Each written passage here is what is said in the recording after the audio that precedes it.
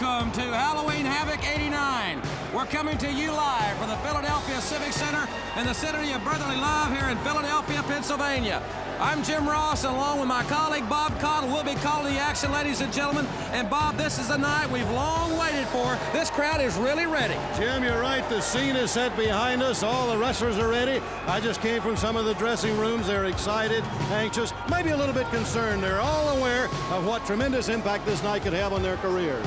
Ladies and gentlemen, we'll be joined tonight by our colleagues Gordon Solie and Christopher Cruz. Let's go now to Gordon Solie. Philadelphia, Pennsylvania.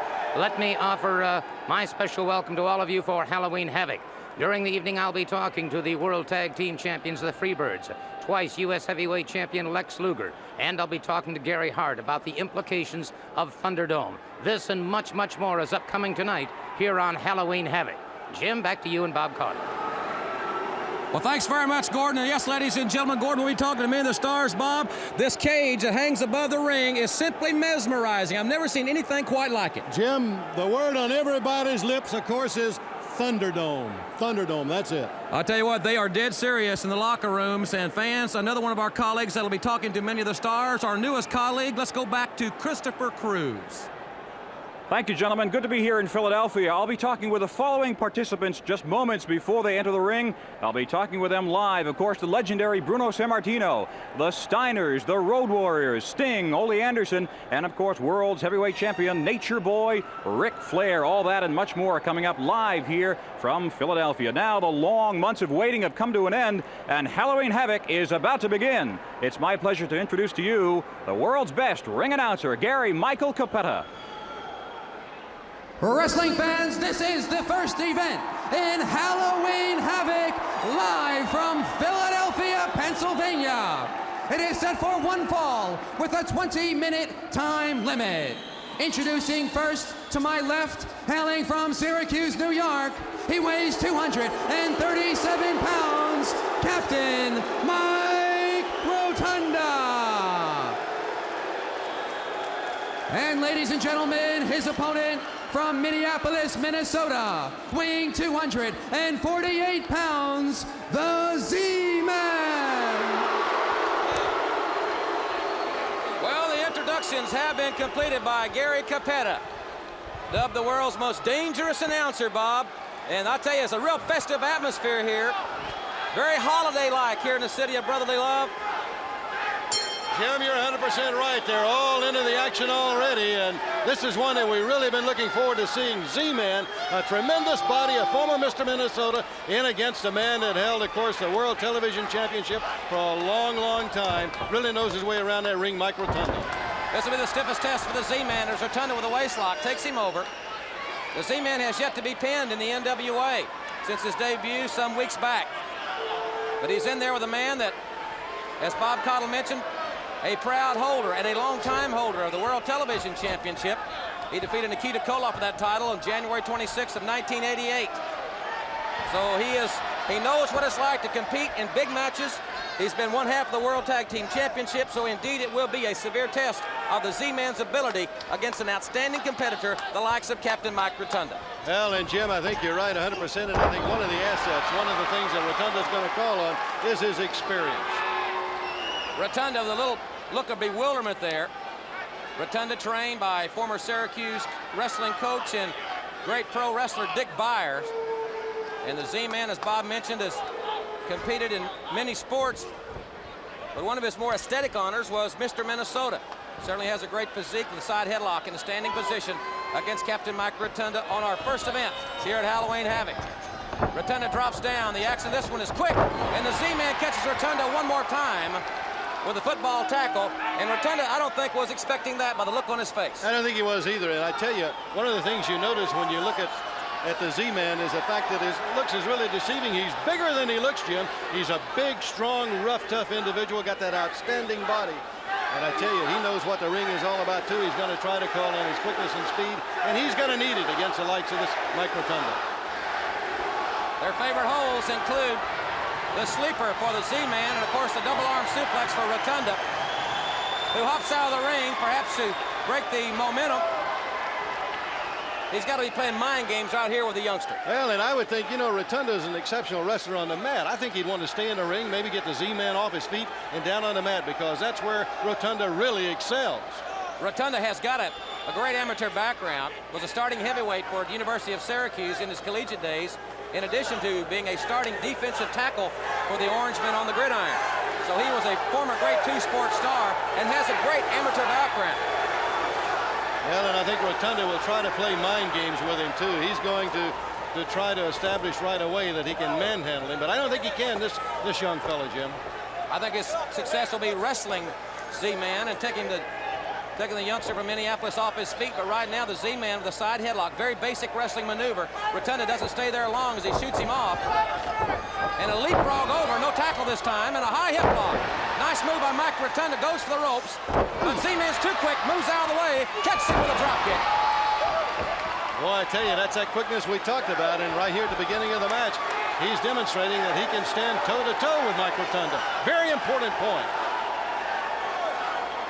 One would think that the Z-Man might be somewhat intimidated as we are coming to, what's Rotunda doing there now? We need to make sure he's a little unscrupulous from time to time. But one would think with all the pressure on this national event here on pay-per-view television that Rotunda would have the advantage because he's been there before, Bob. That's right. And I would think that he would want to keep his pressure on Z-Man, try to cut down on some of that quickness and some of the speed that the young man has. But Rotunda, you got to watch him, and Z-Man's got to watch him. If you get him hurt, that's when he's most dangerous. Collar and elbow tie-up as the Z-Man backs Rotunda into the corner. We'll get a clean break, I think, as far as Z-Man's concerned, but not Rotunda. Cheap shot downstairs on the break. Rotunda with that thumb, you can see it extended right into the eye of Tom Zink, affectionately nicknamed the Z-Man by the ladies at Follow World Championship Wrestling, and Rotunda just sends the Z-Man sailing right outside the floor. Well, that's vintage Mike Rotunda, and there you see some of the huge crowd here that has really got a great night in store for him at Halloween Havoc. You know, Jim, this youngster, as he climbs back into the ring, he's already made a tremendous impact on the NWA. He's up and over, Bob. I thought he's going to get him over. Pinning predicament here. 1, 2, and 2.5, and Rotunda kicks out. Very resilient, the young man, to come from over the top with a high-risk maneuver and got 2.5 on the more experienced Captain Mike Rotunda. Boy, he's got superstar stamped all over him, Jim, and I tell you, barring a serious injury, he's got a fabulous career ahead of him. Rotunda, the former punt, pass, and kick national semifinalist as a 9- and 13-year-old. Back in the days when those competitions were held during National Football League games, he went all the way one contest away from the Super Bowl as a 9-year-old. So this Mike Rotunda has been a great athlete since his days in Little League. Well, and Z-Man putting the pressure on him, but you know, Rotunda's got a high threshold of pain. He can stand a tremendous amount of pain, Jim. Rotunda back up to a vertical base to attempt to relieve some of the pressure. Z-Man's got great upper body strength, and the wrist lock's very effective, but Rotunda with a retaliation type move. And again, the Z-Man gets the better of Captain Mike Rotunda, modified arm drag right into the arm bar. Boy, you just can't teach speed, Jim. You've either got it, you're born with it, you've got it, or you don't have it. This match very much a paradox as to what I thought it would be. I thought it would be Rotunda as the offensive wrestler and Matt wrestling Z-Man. But thus far, it's been Z-Man taking it to Captain Mike. Well, we've watched Rotunda in some of his training sessions. He's trained very hard for this match. I tell you, I think he looks upon it, Jim, as a springboard. You know, he's, as we say, he was a world television champion. He's got other championships in his sights. And I know he feels like tonight this could be a springboard toward those matches. At one time, Mike Rotunda was captain of the varsity club. That's the VC insignia on his singlet. VC meaning varsity club. Varsity club has been disbanded for quite some time. Rotunda was the captain of that unit. But I got to say, Bob, that since he left the varsity club, he has amassed a phenomenal one-loss record, leading me to think that he's a better singles wrestler than a tag team wrestler. Well, I think you're 100% right, and I think Mike really feels that way about it too, Jim. And I think that's why the fans in the foreseeable future are going to see him more in singles matches. than in tag team matches. Captain Mike Rotunda, one of the top 10 contenders in the NWA. Obviously, would be like to be working toward an opportunity to wrestle Ric Flair for the World's Heavyweight Championship at some point in time. Boy, it's a great way to utilize the head scissors, not utilizing the ropes, but he's got his body turned, and Z-Man's neck is crimped, putting a great deal of pressure on the big neck muscles of Z-Man, but it restricts the flow of blood to the brain, and that can lead, obviously, to unconsciousness. And as he turned in, as you say, he put that crimp in that neck, reached over, got that rope, got much more pressure on it.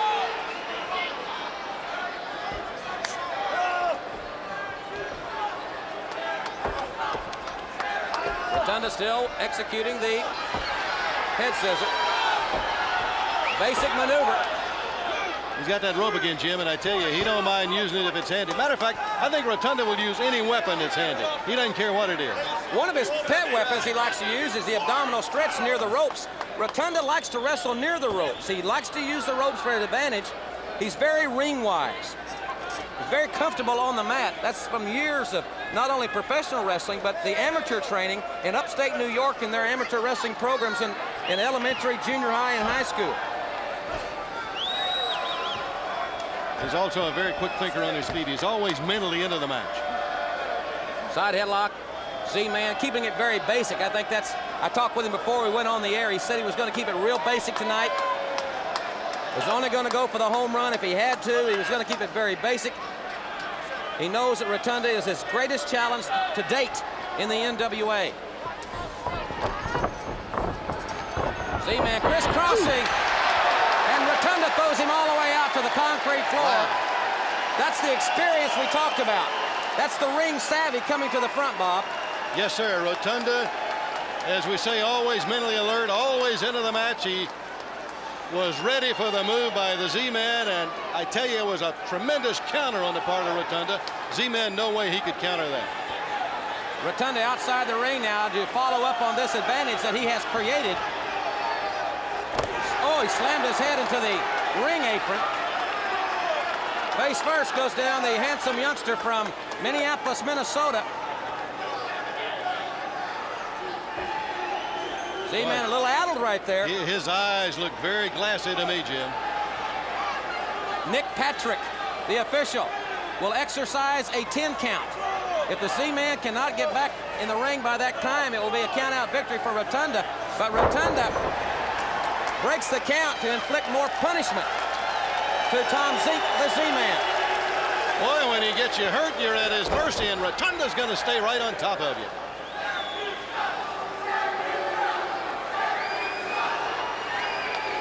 Well, we'll find out a big gut check, because thus far, the opportunities on television that we have had to see the Z-Man, he has not really been tested, in my estimation. This, obviously, is a stern test for the youngster, and his recuperative powers will surely be tested before this one is all said and done. That's right, Jim. Conditioning and the tremendous shape that his body is in, that's going to tell right here, because he's been taking the pounding from Rotunda, and as you say, gut check time. Man, it's time to dig down now. Let's see what's there. He's got to block out the pain. He's got to block out any frustration. And he's got to get right back on the offense as he was in the early part of the match. Rotunda, standing vertical suplex. He nailed it. This could be all. Rotunda not very quick to follow up with a pin, however. And now he's on top for the lateral press. Leg grapevine, but that hesitation may have cost him the 3. Big mistake on the part of Mike Rotunda, and you don't expect to see that from a man with the experience of Mike Rotunda when he knows what can happen in the ring. Here's his abdominal stretch, as I mentioned earlier. Look, he's near the ropes, as he likes to be. And he will take the shortcut, Bob. He's got that rope, and he's really getting the pressure in there, Jim. The abdominal stretch is a maneuver that's been around for many, many decades in professional wrestling, putting a great deal of pressure on the lower back and the stomach muscles.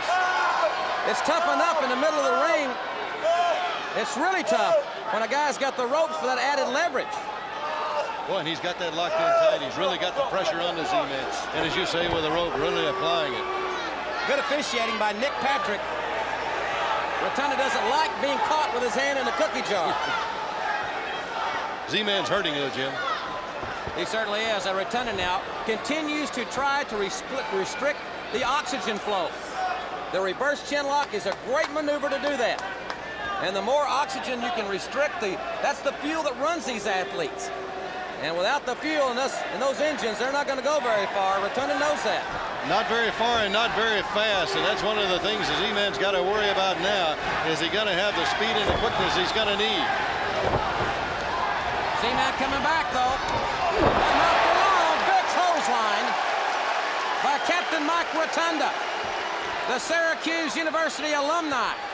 Now opening up on the offense. Oh, he missed the drop kick.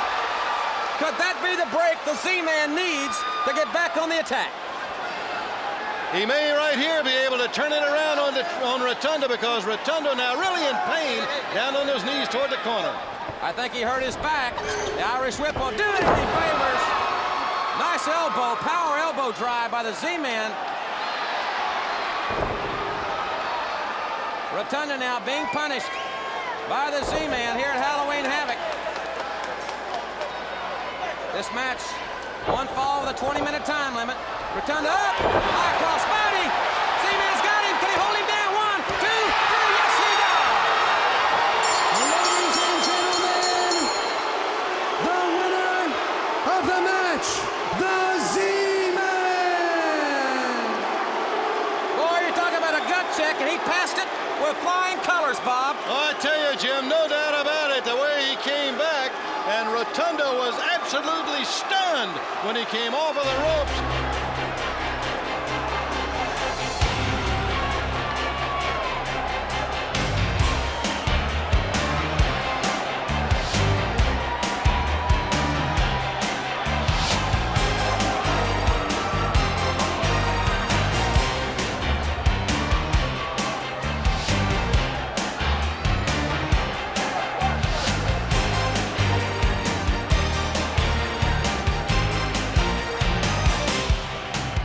Thank you, Jim Ross. It is indeed a personal honor to be standing next to my hero, Bruno Sammartino, the living legend. Bruno, welcome back to Philadelphia. Thank you, Chris. Nice to be here. Bruno, you have faced many challenging and difficult situations in your nearly 30 years in the ring. Have you ever faced anything as difficult as refereeing in a Thunderdome match? Not quite, Chris. This match is very unique. You know, you have these 4 individuals, and in there, and practically anything and everything goes. Actually, it's a very dangerous match.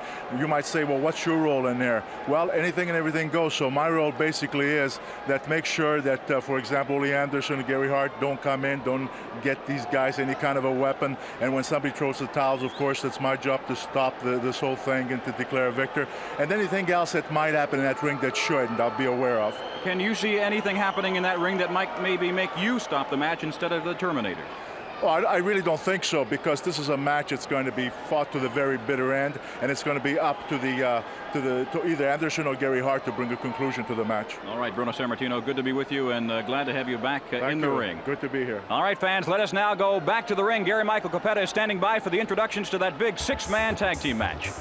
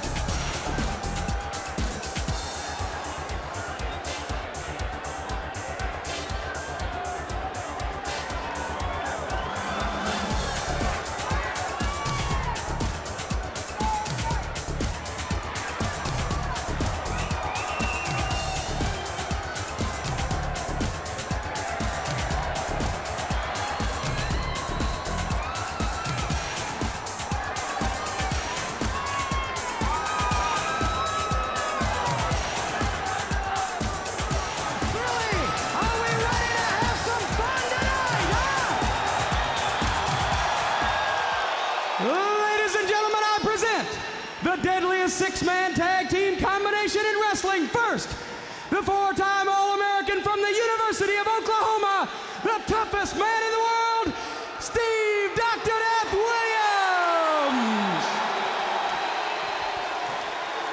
And his partners, the greatest combination in wrestling. They've wrecked more homes than Hurricane Hugo. Beautiful Bobby and Sweet Stan, the Midnight Express. And ladies and gentlemen, the manager, Jim Cornette.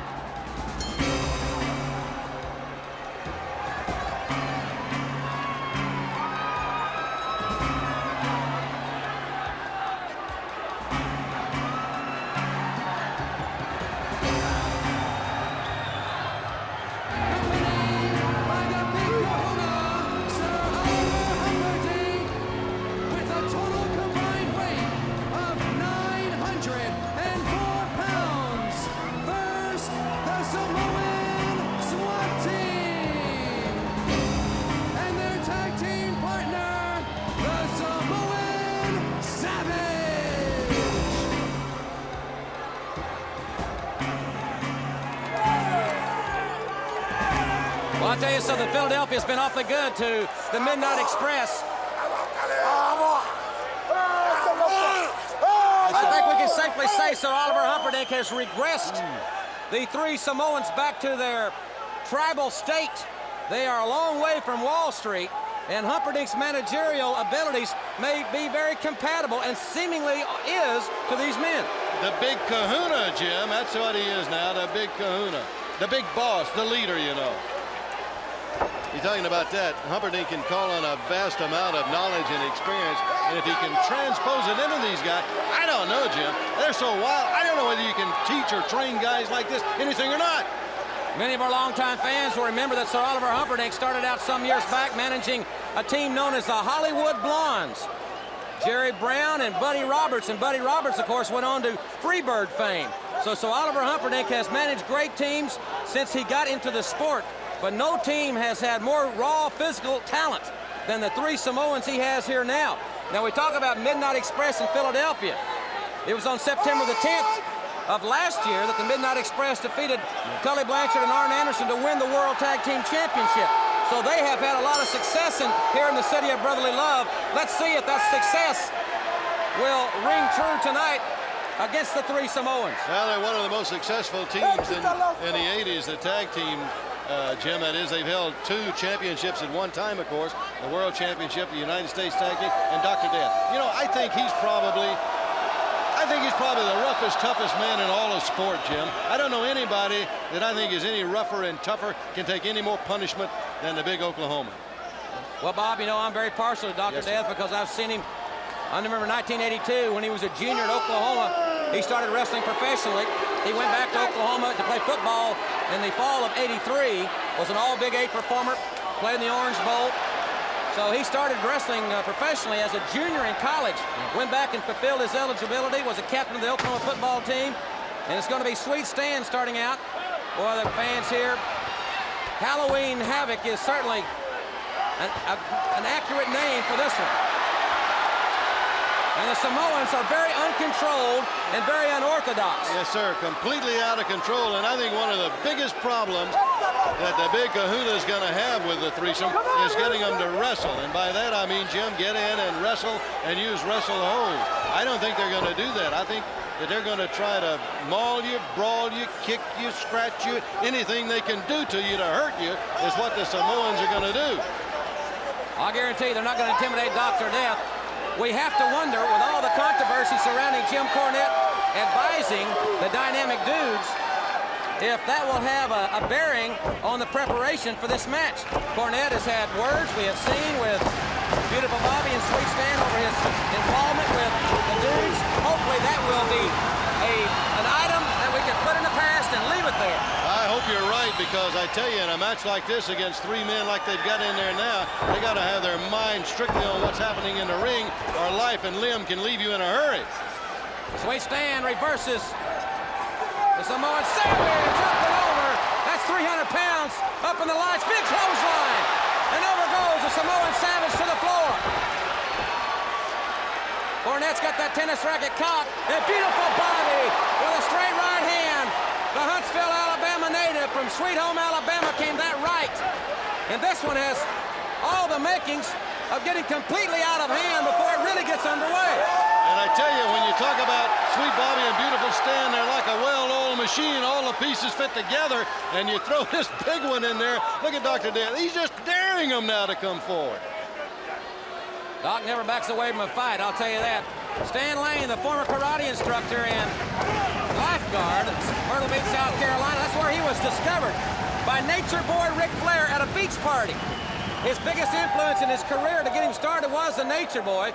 There's no better role model for a wrestler to have in my book than the Nature Boy.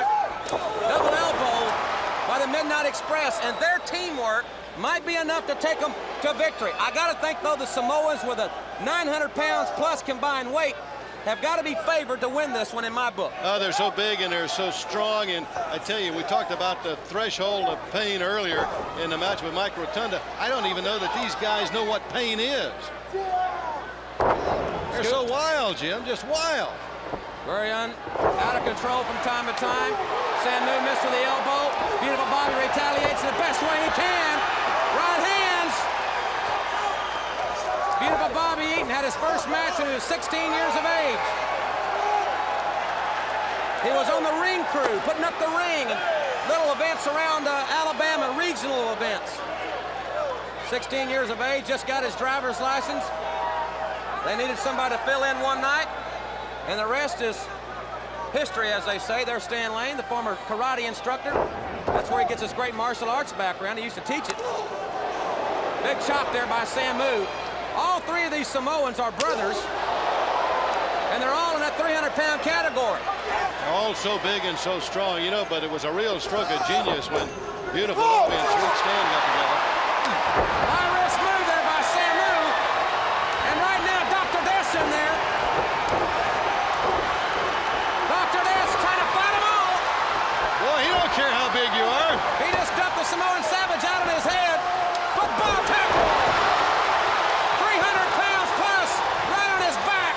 And the former offensive guard from Oklahoma University has asserted himself in this one. And now it looks like Dr. Death is going to go wild. And Jim, that's another thing that I think is very important in this match, that he keep that temper of his under control. As you say, you've known him for a long time. He's got a very short fuse, and boy, it's like a bomb exploding when it goes off. In 1982, Doc got hit in the eye, Bob, in a match in Shreveport, Louisiana. I took him to the hospital, 108 stitches, and he wrestled the next day. Unreal. The Samoans now, Sir Oliver Humperdinck has surrounded his troops. He's got them calmed down and settled down as this phenomenal crowd looks on. We're excited about our next pay-per-view spectacular for all you fans that have purchased a pay-per-view. It'll be Starrcade 89 on Wednesday night, December the 13th from the Omni in Atlanta. And we'll be telling you more about that event because it will be the most unique format for a wrestling event ever held. And we'll be telling you more about in upcoming weeks along our network. Williams exchanging right hands, but the big Samoan, Fatu, raked the eyes. Trying to take over the Doc, who reverses the Irish whip. I don't think they've ever run up against an opponent like this man. Dr. Death, he must think those guys are wearing a Nebraska jersey or something. And I think he thinks he's on the Oklahoma line right now, too, Jim. Well, they could use him this year, Bob. That's an intense man right there. There's a scar right there, right above the left eye. 108 stitches. That's unreal. I never heard that story, Jim. Samu, I think is the legal man. I'm not sure. Yeah. No, it's Fatu. Fatu's the legal man. Jim Cornette, the former photographer from Louisville, Kentucky. Former fan club member. Wrestling fan club member. Worked in the concession stand in Louisville, Kentucky as a youngster just to get in their matches. Made his debut in the pros, Cornette, in 82. I saw him in 83. In Louisiana for the first time, there's the martial arts expert, Sweet Stan Lane. Well, not only does he know how to use that, but he knows how to use every bit of the leverage to his advantage. Stan tried to use the leverage there, Bob, but too much bulk and strength.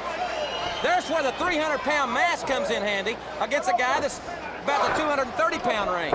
Leverage, quickness, speed can only overcome so much, and these guys are like mountains in the ring.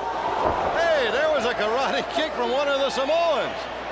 They have great dexterity for men their size, and that's a great example. A standing drop kick right on the jaw of Sweet Stan Lane. Lane fighting from underneath. Big right hand. Tags in Dr. Death. The Samoans have not had a great deal of success with Doc in the ring thus far. No, and I tell you, he's backing up and backing around the ring, and you don't see that happen very often. Rake of the eyes, big chops to the massive chest of Dr. Death Steve Williams, followed by a headbutt. Williams reverses it. Oh, big clothesline, right in your face. What a camera shot, taking you right in the ring. As big and as strong and as powerful as that arm and those shoulders are, nobody gives you the clothesline any harder than does Dr. Death. Big right hand, and Bobby Eaton just nailed, and right there, Dr. Death just popped him one more time. We thought that Cornette's involvement with the dudes may have interfered in the preparation. I guess we were wrong because the men, oh, big right by Bobby Lee Eaton. They are ready for the Samoans.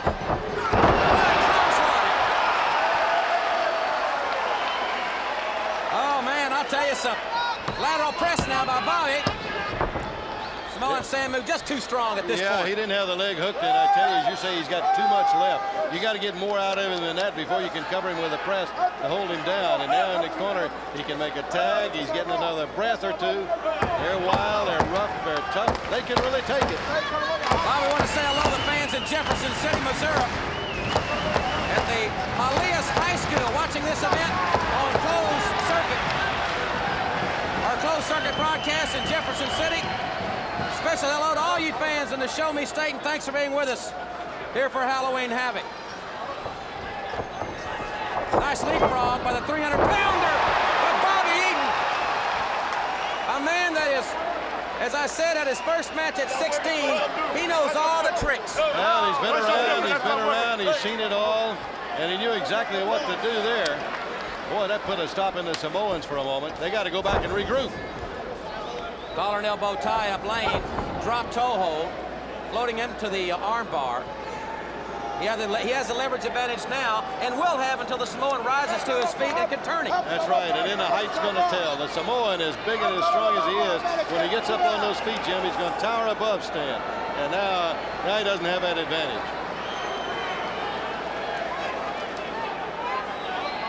Samoan backs him to the ropes.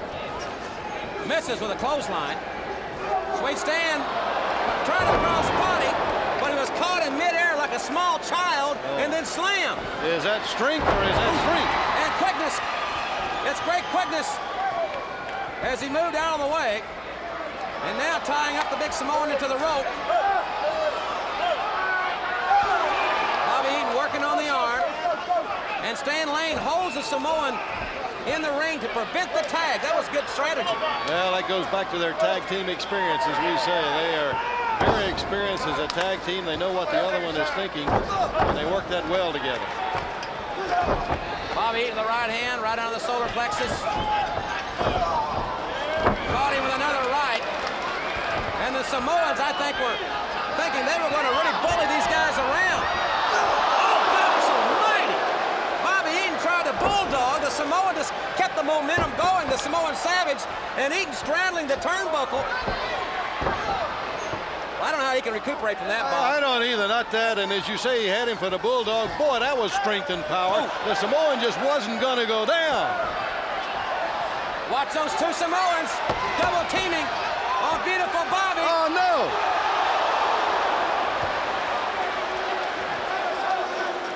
Dr. Death's got a chair over there. And the Samoans have turned the corner here. Bobby Eaton is a legal man and must return to the ring, whether he's 100% or not. The best thing he can do is get in the ring and make a tag. Make a tag. Try to get in over near his corner if he can. And the Samoans are going to try to keep him out, of course. They don't want him to get in to make that tag. I'm not so sure Eaton even knows where he is. It looks like he started down the aisle. Oh, gosh, right on the concrete. He was just flying mad right on the concrete. You hear the splat of flesh on the concrete floor. There's no padding there, ladies and gentlemen. He hit that concrete, and as you say, he just splattered it when he hit. Quickly over was Dr. Death and Stan to try to get to the rescue. Bobby Eaton's got him over to sunset flip, but he got 2 out of it. Well, that shows a great presence of mind. He's got to be in tremendous pain right now. Boy, he has really taken the punishment, Jim. This young man is just fighting on instinct right now. Double clothesline by the Samoan Savage, and fought 2. Headbutt, now lateral press, but Eaton's left shoulder was never covered there. He got it up. The Samoans are not they don't have the amateur background. They come right at you. Uncontrolled fury. They don't really know to grapevine a leg from time to time, and the amateur moves. Just physical ability. That's what they've got. And as you said, raw athletic talent and ability, and the tremendous power and size that they've got to go with it. Eaton, when he sits up, Jim, is facing the wrong way now. If he were turned around, he'd be closer to his corner, but he desperately needs to get over for a tag. The Samoans have positioned themselves between Bobby Eaton and his corner. I don't know if it's instinctive or if it's taught by that man. What a pair of eyes. Betty Davis eyes. Well, I tell you, he's very capable. He's shrewd. And Bobby Eaton comes off. But to the tag. But the guy, it didn't even faze him. Their heads are like bricks. And again, he's on the wrong side of the ring. I think this is premeditated. I think the big kahuna, Sir Oliver Humperdinck, is orchestrating traffic over there, and they're following his instructions better than we have seen them in the past. Boy, it takes a tremendous amount of determination to keep going like Eaton has done. He has been pounded, beaten, stomped, and kicked. He's been hurt every way he can be hurt, and there was another tremendous headbutt.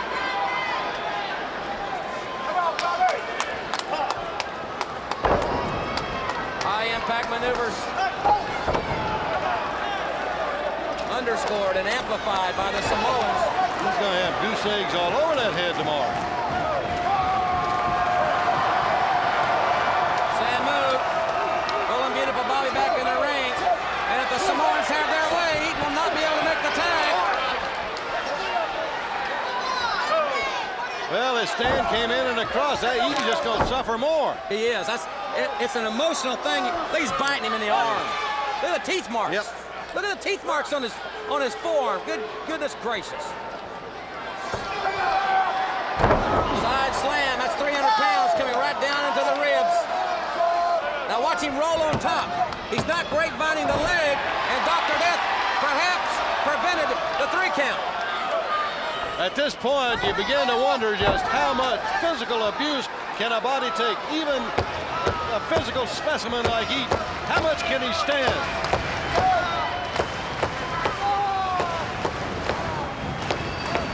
Jimmy Cornette getting this crowd involved.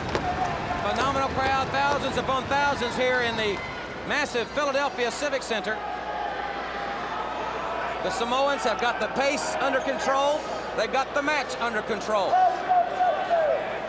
I'm sure that was one of the things that Humperdinck wanted them to do. When you talk about the pace, he wanted them to be able to wrestle at their pace and not at the speed with which Sweet Stan and Beautiful Bobby wanted to work.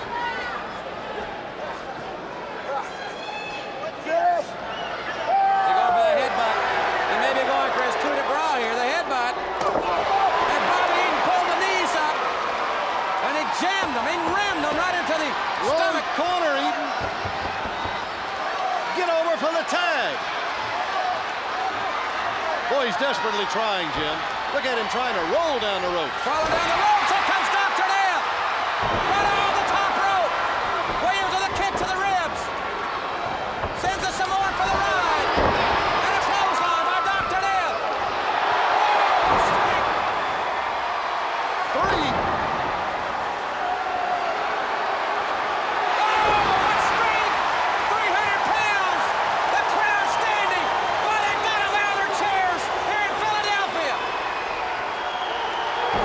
Williams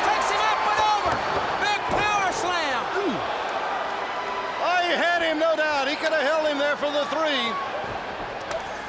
Stan Lane's got to keep the pace up here. Went for a modified neck breaker. I don't think he got all of it.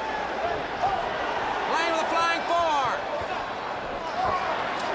Right hands to Samu. Well, this was really getting unorthodox. Karate kick by Stan Lane. Lane on top. It's broken loose, Jim. All six are at it. Cornette just popped Humperdinck. And from behind, Stan Lane, he knocked Cornette off the apron. And the Samoans are going to win it.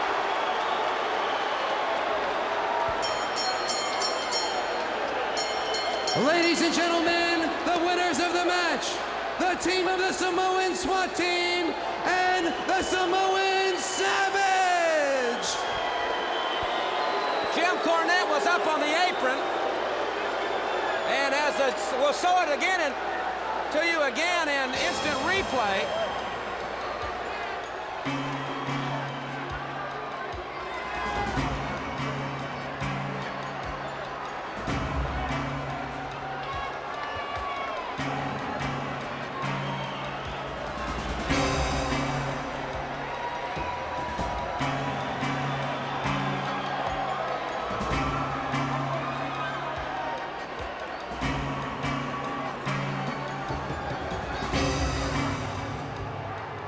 It appears that reverse psychology, that reverse therapy is working on the Samoans. Gary Hart and Terry Funk have joined me. Just exactly how far are you willing to risk your men tonight in the electrified Thunderdome? Absolutely and totally.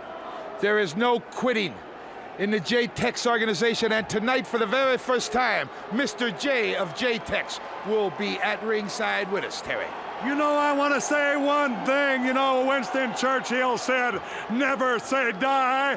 Gary Hart says electrify. And that's exactly what we're going to do. We're going to start a new dance craze here in Philadelphia. It's going to be the 10,000-watt boogie featuring Ric Flair and Sting here tonight. And besides that, we're going to introduce something new. Fried chicken. I'm talking about Ric Flair when we push him up against that electrified fence. Thank you so very much, and now let's go to Gary Capetta. Wrestling fans, the following contest, it is set for one fall with a 20-minute time limit. Introducing in the ring from Havana, Cuba, he weighs 240 pounds, the Cuban Assassin.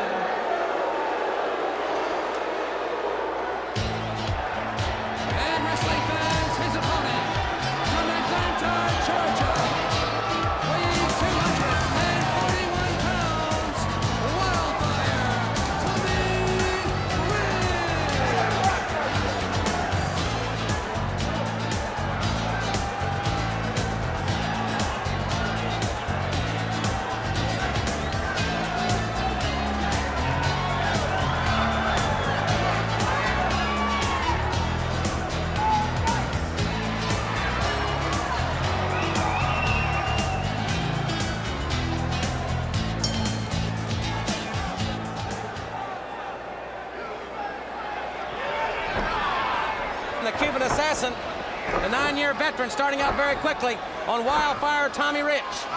Well, the Assassin is another big one and another strong one, 240 pounds or better, but he's well over 6 feet tall, and he's going to be a rough, tough competitor here for Rich. But, Jim, as you say, Rich may have his sights again set on another world championship, and as you say, the comeback man of the year, I think. Big right hand by Wildfire Tommy Rich, who went into relative obscurity in the middle part of the 1980s, reemerged here in 1989 here with the National Wrestling Alliance and on World Championship Wrestling as the Cuban Assassin. The Cuban Assassin wrestled under the name of Fidel when he first broke into wrestling, Bob, and we can understand where his allegiance lies. I think you're right. Jim, you're talking about Rich coming back and being the comeback story of the year. When he came back, boy, he came back ready. Came back in excellent physical shape. He came back in top-notch condition all of the way, and he had worked out for a tremendous amount of time. And, of course, he always had that knowledge to go with it. He came back ready and prepared.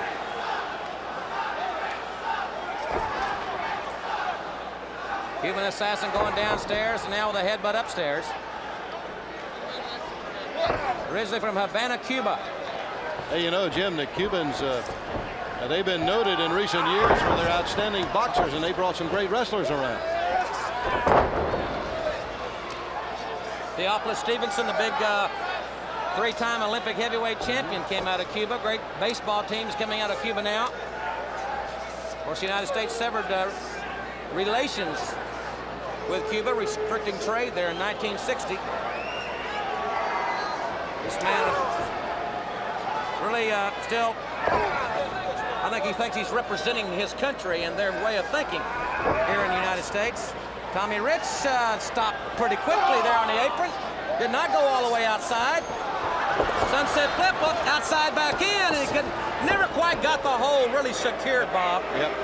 Good move on his part, though, and particularly when he went through the ropes. He grabbed that rope, stayed on the apron. That saved him from a heavy bump outside the ring.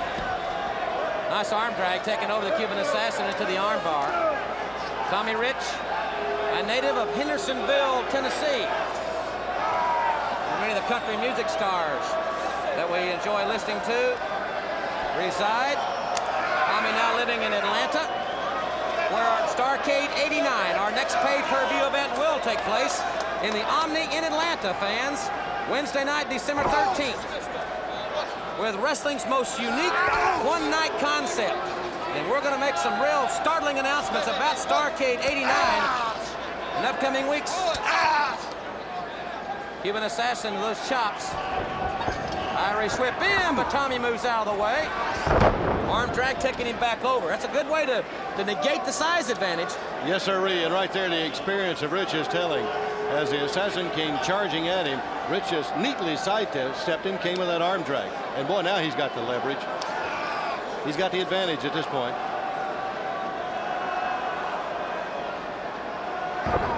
Nice elbow there. Further weaken the arm, the bicep area, where it inserts to the shoulder.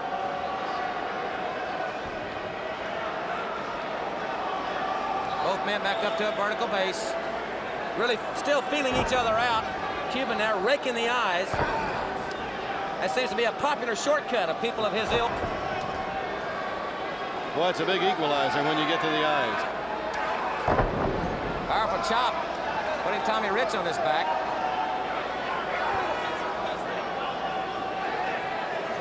Jim, I got to tell you, and I was sitting here thinking about Terry Funk and what he was saying. I'm a little apprehensive about the Thunderdome and that match that's going to be coming up later. I think we're apprehensive. The athletes are even more apprehensive because no one's ever wrestled inside a cage that is electrified. Wow, there's a nice look, Bob. Face only a mother can love. Only his mother, baby. I think that's right. It's got to be his again now. As Rich is on his feet, he had that leverage advantage, and he's kept that arm, Jim. He's worked on that arm. He's applied the pressure to it, and this may be the point that he's going to try to weaken on the Assassin. Get on that arm and stay with it. Tommy Rich, another youngster that started his professional career as a teenager, had his first match at age 18. Tommy's got more experience than the Cuban Assassin, who's been in the sport 9 years, as I mentioned earlier. I think the Assassin will surprise you, though, Jim, for a man as big as he is, the way he gets around the ring, and even with his lack of experience, he's pretty rough and really tough in there. Hard to handle. A man that size, you don't just toss him around. Tommy rolls out of the pressure, at least a portion of it. There's a look at the youngster, now living, as I mentioned, in Atlanta, Georgia. Many of the fans that I see in Atlanta talking about this big event tonight want to say hello to you. Thanks for watching us on pay-per-view.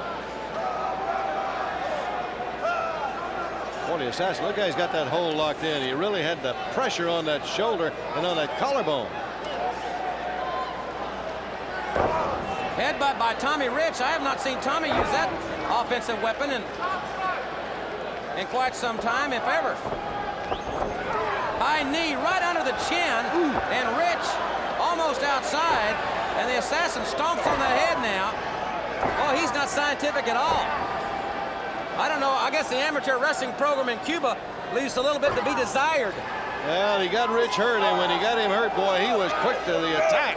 He was right on top of him. He wanted to kick him and stomp. Look at this, as he's got him under that rope, Jim. Choking away, blatantly in front of referee Nick Patrick, who steps in and makes him break it. He's going for a pile driver, Watch perhaps? out, it could be. I don't know if he can get him up or not. Rich is trying to keep his legs away, and he elevates his way out of it.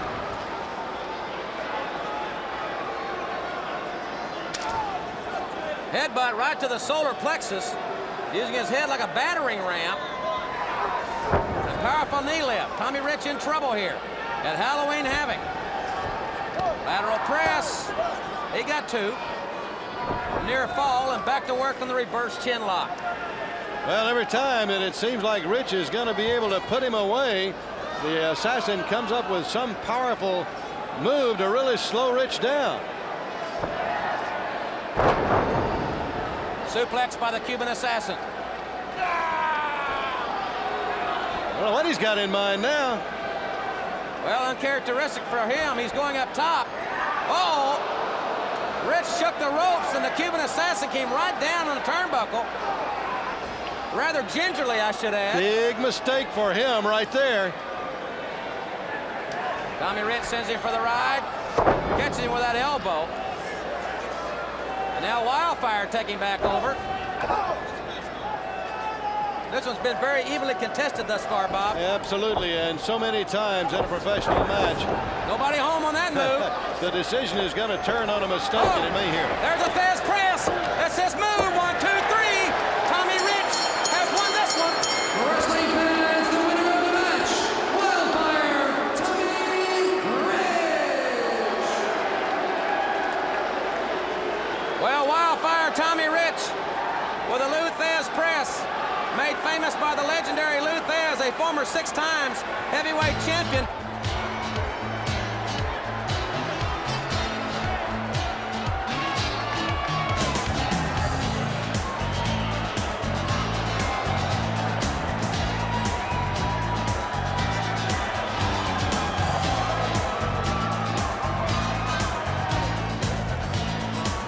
Tommy Rich looking mighty good with that vertical press. But gentlemen, in just about 60 seconds, it all goes on the line. Let me tell you something, baby. Every night the Freebirds go in the ring, it all goes on the line. And it's the same old stinking story, baby. We still remain champions. We're the greatest tag team in the world tonight, and we're going to be the greatest tag team in the world in the morning. Take it, Michael. Well, you know, it's like this. So many women, so little time. And like Prince said, it is a sign of the times. The Dynamic Dudes are a great young team. But when they meet the Freebirds, in just a matter of moments, you're going to find out why they call us fabulous. You're going to find out why they call us Bad Street. You're going to find out why we're what Mama and Daddy warned you about a long time ago. And Gordon, you've seen it rolling and rocking for many years. I have indeed, and I'll tell you what, their palace could turn into a mansion of misery tonight, that's for sure. All right, time for this World Championship match. Let's go to the ring.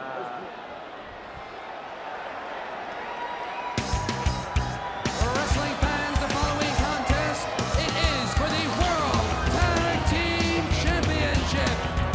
It is set for one fall with a 1-hour time limit.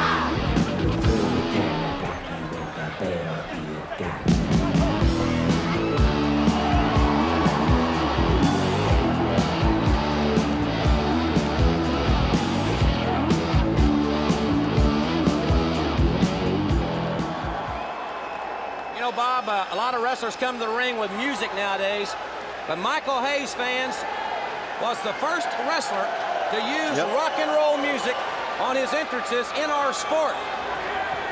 The inspirational leader over the years of the fabulous Freebirds.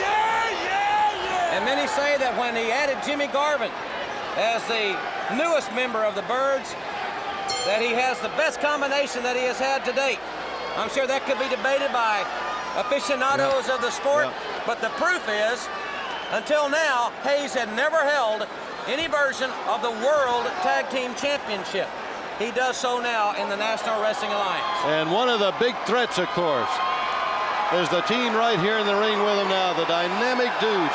They've got to dispose of the Dudes to reinforce their hold on that World Championship.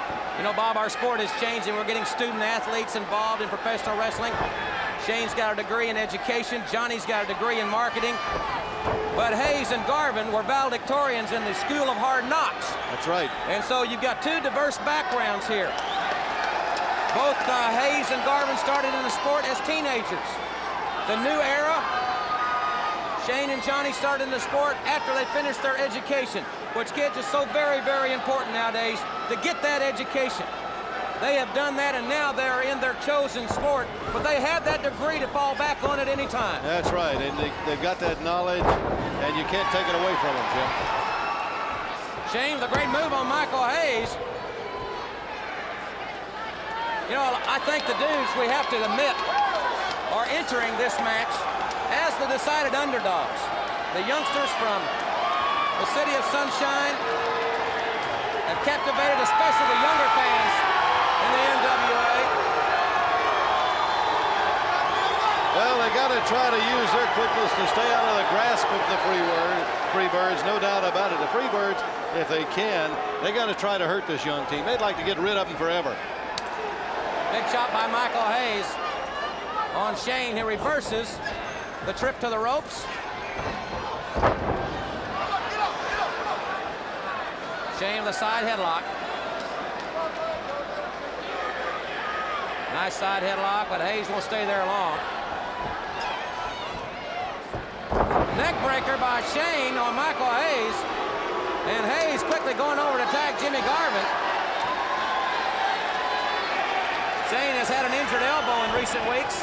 That's why he's wearing the heavy brace on his arm.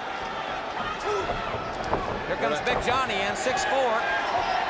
And Jimmy Garvin and Johnny Ace are exchanging right hands. Johnny getting the better of it at this point in time, but Garvin reverses it. Garvin missed with a clothesline. Nice leapfrog over to a drop kick. Well, they were standing toe-to-toe. Neither man was going to give. In the semifinals on June 12th, these two teams met. And the Freebirds very controversially defeated the Dynamic Dudes in Fort Bragg on that fateful day of June the 12th. Nice armbar there, staying away from Garvin. Really got it locked in tight. Look at the elbow there, Bob. Oh, man. Got it all, he's got it wrapped up. Normally doesn't wear that protective cover on his elbow there. Good shot of it. Powerful right hands by Jimmy Garvin. Shane gets him coming out of the corner with elevation. Garvin backs away quite wisely. Well, you're talking about him wearing that brace on that arm, and he normally doesn't do it. And at times, Jim, you can see him favor it. But I tell you, he wouldn't have missed this match for the world. Nice move by Shane. Reversing the wrist lock applied by Michael Hayes. Tag made. Johnny coming off the top with the elbow to the tricep, trying to knot it up. try to Charlie horse the upper arm to render it helpless, because Hayes is really a natural southpaw. He can use his right hand, but he's a natural southpaw. Bob, I talked to Hayes and Garvin before we went on the air. I said, are you overconfident? And they said, absolutely not. Absolutely not. We respect this team, but we're going to beat this team. Well, and I think they had every reason to respect them too, Jim. And that's one thing they've got to always guard against, is being overconfident, but certainly not here. Not with two athletes like that. Nice teamwork by the dudes. I'll tell you something. We talked about last September the 10th when Cornette led the Midnight Express to the World Tag Team Championship. Could history repeat itself just a little over a year later in the same building? And it could be happening right here. We could be looking at the new World Tag Team Champions in that ring, Johnny and Shane. Boy, they got all the enthusiasm of youth, and it really comes to the forefront. Really an enthusiastic crowd here in Philadelphia. Freebirds have their share of fans here as well. Michael P.S. Hayes has probably got some brothers in that crowd, Jim. As you said before, he came up to Hardware, and he's very proud of that fact, that he came from Bant Street, USA. Michael Hayes spent some time here in Philadelphia growing up. Set for the ride. High over goes Johnny. Shane catches Hayes coming off with that foot. And now Johnny takes him face first straight down. The dudes being advised by Cornette. And those teamwork, that teamwork reeks of Midnight Express in my book. Well, and I tell you, I thought he just about turned the tables on Michael P.S. Hayes. It was almost, Hayes almost got a dose of his own DDT right there, Jim. Hayes and Garvin, of course, love the DDT. They have perfected it to its highest level. It's one of the most devastating maneuvers in our sport. When you say perfected, an opponent just does not get up from that.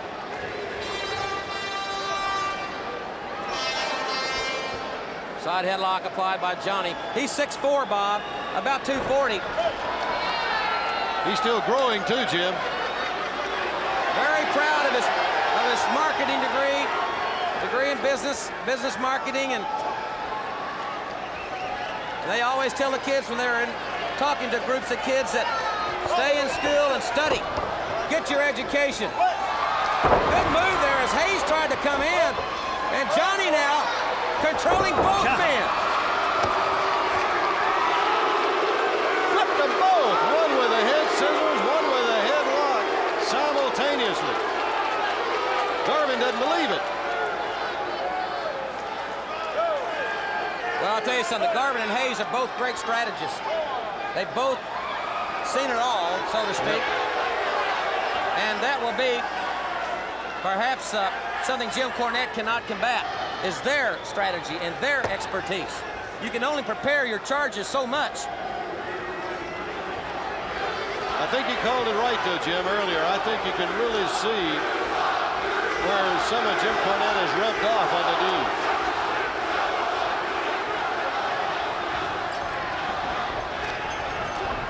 Nice football tackle by Johnny. Going behind. They're really controlling the action here. He's got him rolled up. 1, 2. What a right hand. Oh, no. A left hand. Michael Hayes with a blatant cheap left right to the jaw of Johnny. And Johnny Ace is now on Dream Streak. Garvin, that running knee lift. They got him in bad trouble now. He looks like he's out. Out of the ring, down on the floor. This match for the Tag Team Championship of the world. The challengers right there. The dynamic dudes. And what we could say very conservatively is the biggest match of their career. And Michael Hayes with another cheap shot.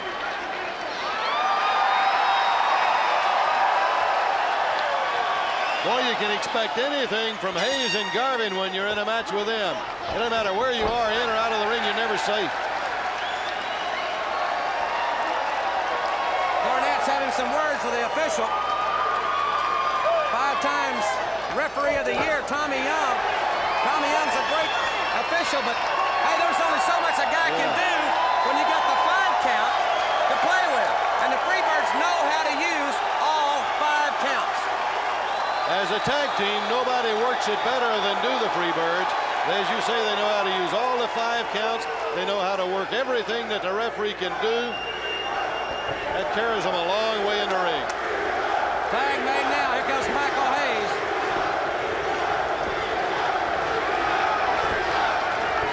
Johnny fighting back. You got to hand it to the big kid.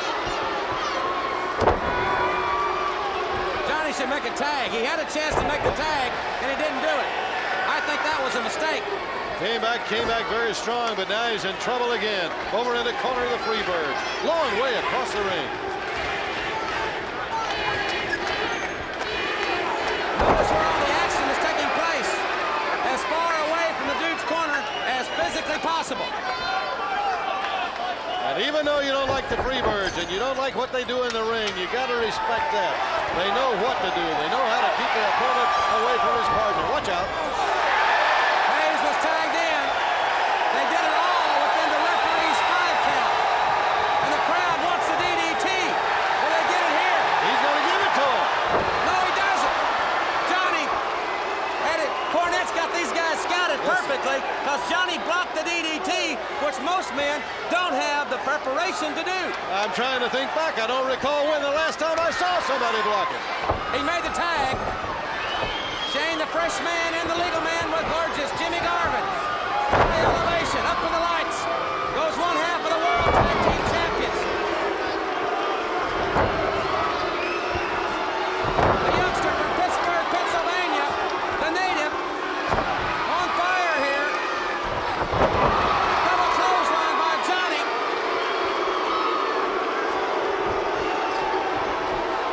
Double knee, and out goes Hayes. I think Garvin's the legal man, if I'm not mistaken. Here they go for the wipeout. But Hayes pulled Johnny's foot. Garvin's on top. And the Birds retain the world titles. Ladies and gentlemen, the winners and still World Tag Team Champions, the fabulous Freebirds! Boy, just when it looked bleak for the world champions, Jim, outside of the ring, you saw what happened, and they were able to turn it around in just that quick moment. Well, they were going for their wipeout, but Michael Hayes was on the outside of the ring. He pulled the foot of Johnny, and that allowed Jimmy Garvin to land right on top of Shane.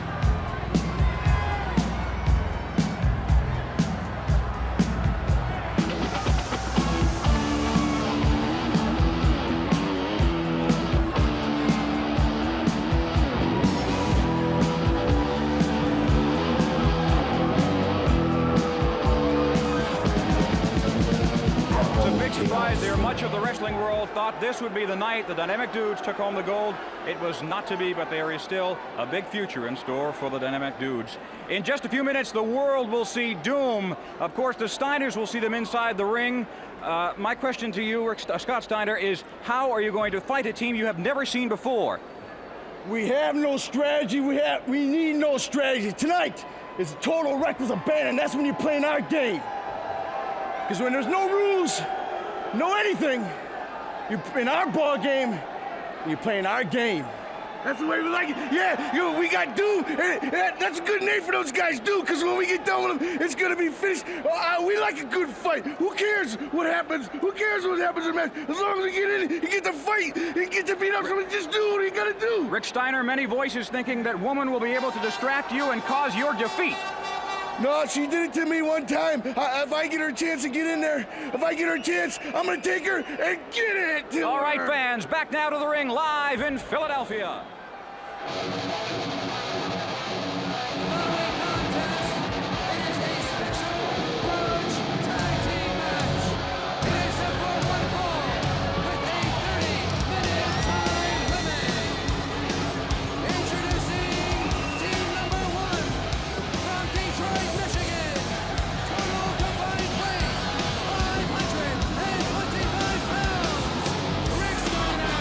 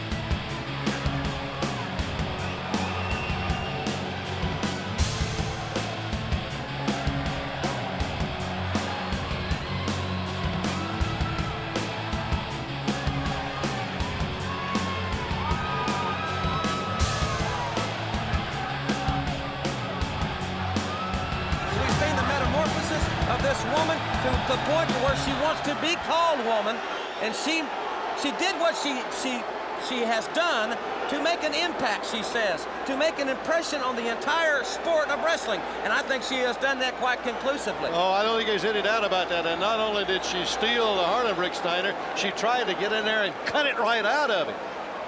Gosh, those guys are imposing, Jim. Look at them. Look at the Steiners, though. The Steiners, boy, they've got scores to settle here. Starting out against these two giant mass men, got to be in a 300-pound range as Rick Steiner, with Doom #1, we'll call him, and Scott Steiner with #2. The Steiners thrown together. And a belly suplex. Oh, this crowd loves it. It's like the dog pound. They're barking for the dog-faced gremlin. Oh, boy, and I tell you, they're both very physical young men. Their strength is very deceiving, too. Very strong and powerful. Both the Steiners were All-Americans at the University of Michigan. Double clothesline, up and over, goes Doom, and the Steiners are electrified, just like the Cage. They're electrifying this capacity crowd here in Philadelphia. Well, they may be 565 pounds, but it doesn't bother the Steiners, doesn't faze them at all. And I think woman right now, well, I don't know what she's thinking, Jim. Look like she's having some second thoughts. Bob, look at the upper body development on these two mass men. Gosh. They are huge. 565. They got to be more than that 600-pound combined weight range. I think that may be a mind game there. They're big. They are Look huge. at their arms. They got to be 20, 22-inch arms. Those tremendous chests and those shoulders, too. You can tell that they're extremely powerful men. And as physical and as strong and powerful as the Steiners are, Jim, I don't know whether they can get in there and just match strength for strength against guys like this. The Steiners have always been able to use their power when they had to. But will their power be enough against these two big guys? Straight right hand as the referee tried to break. And Doom, we'll call him Doom #1. He's in there, the first man legal. Clothesline on the back of the head. Almost cut his head off from behind with that one. Snapmare taking Doom #1 over. Knee drop right to the chest. On top, lateral press. Got 2. These guys with a great bench press strength are hard to hold down in the lateral press. But I tell you, the Steiners. The fury of this guy. And he's here to fight, not to wrestle. Steiner! The Steiner line, and another one! Fans, don't forget that Lance Russell and Joe Pedicino, immediately following this broadcast, will host a 30-minute post-game wrap-up on the Wrestling Hotline. That's the Wrestling Hotline. 1-900-909-9900 is the number. They're calling it right now, as a matter of fact, with the post-game show live at 10 o'clock Eastern Time, right here on pay-per-view. And woman is not too pleased with what she has seen thus far. No, I tell you, she looks like she is plenty mad. She's about to burn. Well, you know, Kevin Sullivan has been associated with this group, and I have heard that she has relieved him of his duties. She's a user. He procured the team she wanted, and then she discarded him. So she betrayed him then, just like she did Steiner. Big right hand by the dog face. On top of the lateral press, 1-2. Look at that arm. Look at that big, giant arm in the reverse chin lock. He's got a new tattoo, Bob, right there. You see that bulldog? You know, I said, why didn't you have a Wolverine on your shoulder? And he said, because I wanted a dog. I said, why didn't you buy a dog? He got it right there in his arm. he can carry that one with him wherever he goes. I think that's the reason he wants it. If he wants to pet it, he just reaches around there and rubs that shoulder a little bit, Jim. You know, I don't know. You can count on your hand, on one hand, the number of teams that can be as strong and as powerful and physical as the Steiners, but can also wrestle you like they can, Jim. Rick Steiner, 1 year the elder of brother Scott. Scott was going to be a school teacher until Rick convinced him to come to wrestling. Front face lock. He blocked it. Yes, sir. Wide base. He's got it blocked. Up and over. Great strength. Using basically one arm to get the big man up and over. Well, as we said before, is size deceiving? Who was the stronger of the two right there? Look at Scott Steiner up top. Flying clothesline off the second rope. Lateral press, 1, 2, 2.5. Close but no cigar. I tried to have a word with a woman. She would not talk to me. I've had that happen with a lot of women. They wouldn't talk to me, Bob. But she wanted to talk strategy with her men. There's no doubt that she is the boss of this outfit, as they say out in Oklahoma. And the way things are going in that ring right now, she's going to have some words to say, and they're going to be some tough words for the Doom. I don't think she's going to tolerate any losers. Jim, you know, it looked like she set out from the very beginning just to destroy the Steiners. Why that is, I don't know.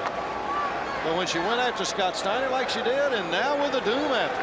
Bob, I think the reason is because Rick Steiner especially was so susceptible to her tactics. Yep. Big clothesline there, taking Rick Steiner on a 360. Steiner was so susceptible, so gullible, if you will.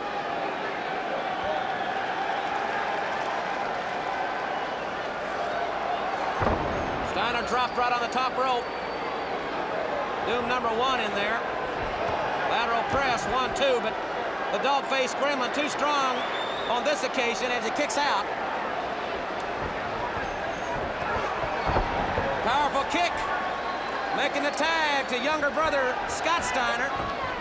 Boy, he kicks it in gear. He doesn't waste any motion. You know, Jim, these young brothers are very close. Face first suplex, Bob. That should be it. But he kicks out. Watch that bench press strength coming to the front, and then he makes the tag. Yes, sirree. I was going to say they're so close, they just think alike in that ring. One knows when to go over to make the tag, and the other one knows when to expect it. Scotty Steiner been in the sport 4 years, ladies and gentlemen. His brother 5 years. Good move. Line, waist lock into the belt-to-back suplex. She is demanding that they get up and fight these guys. 2 elbow drops and a kick out. Boy, she's quite a taskmaster. She is steaming. I expect to see her jump into that ring any moment. I wouldn't advise that. Get those Steiners! Well, that pretty well sums it Yes, up. sir. You Her can very feelings. plainly hear it. Get those Steiners.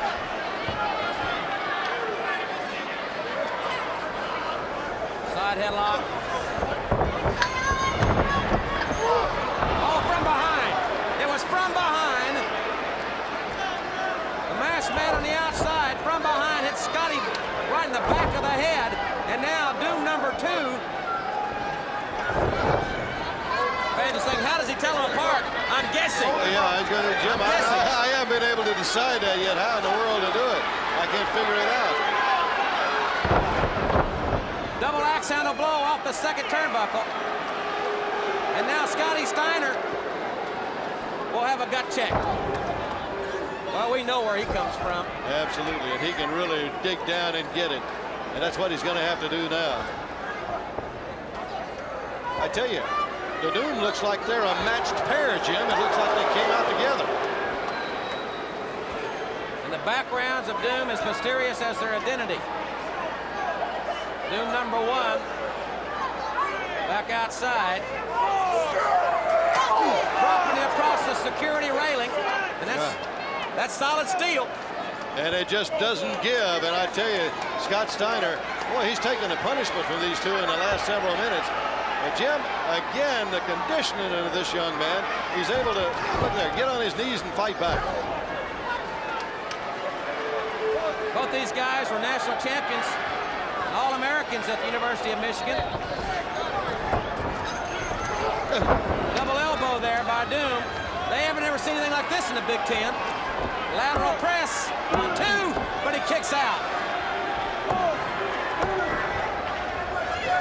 I don't know if it was a lack of experience or not, but he never tried to hook the leg when he had him covered with a press.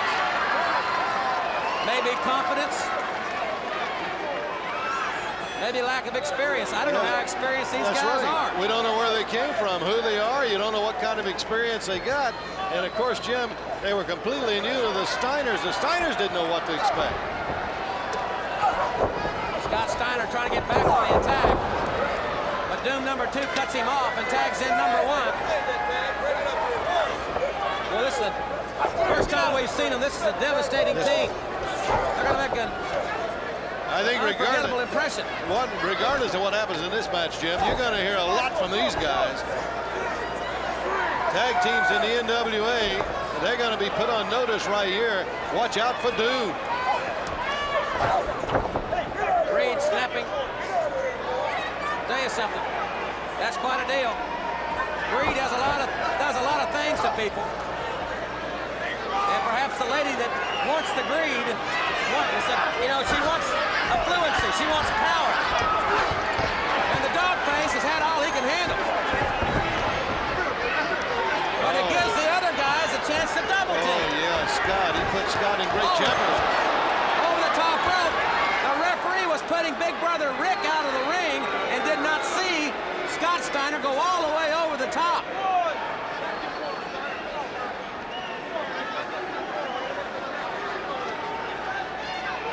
Is her motivation greed?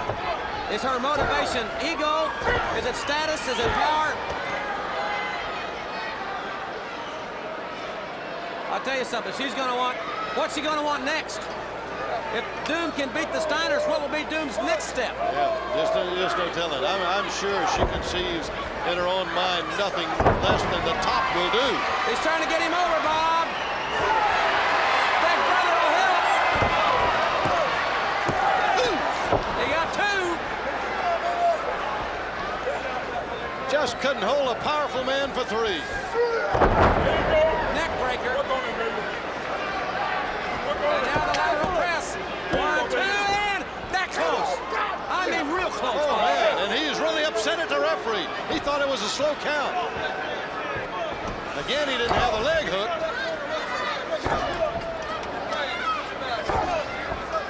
Kicking away, street fighting.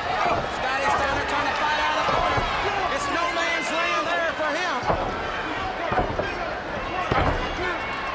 Oh, those blows, a lot of impact. Well, I tell you, and it's been Scott Steiner that's been on the receiving end of it.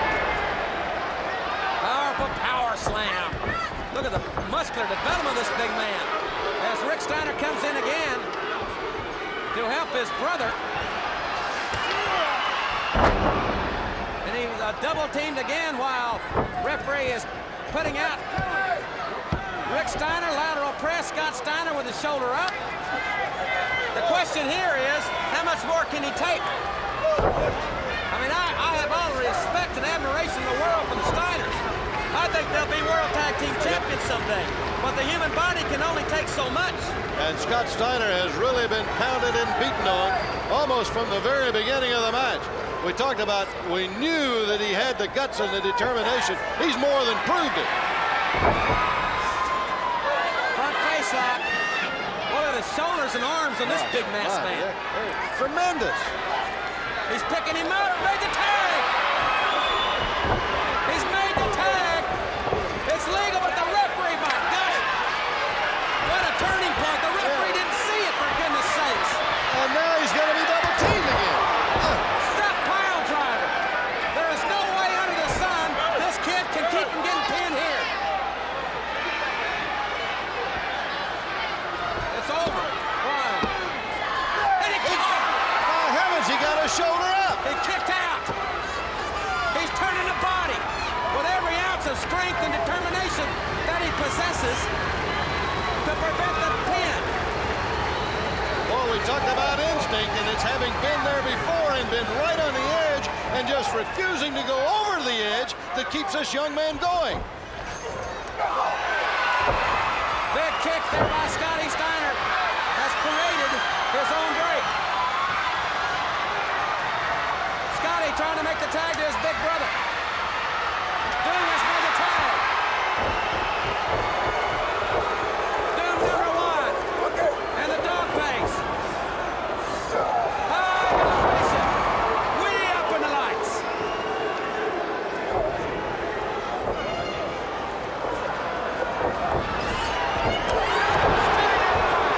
And they love it in Philadelphia. They don't love it in the ring. I can testify to that. Oh, boy, and you're talking about scores to settle.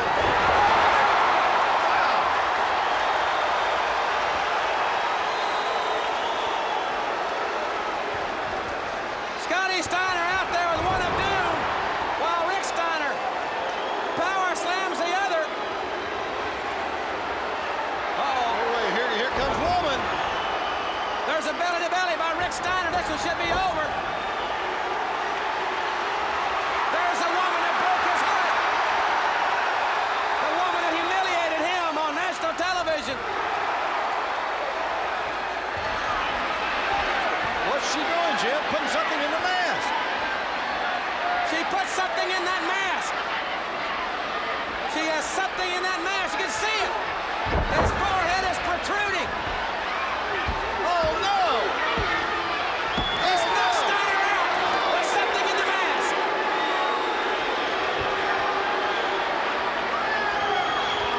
Ladies and gentlemen, welcome to the match, Women's Team of Doom.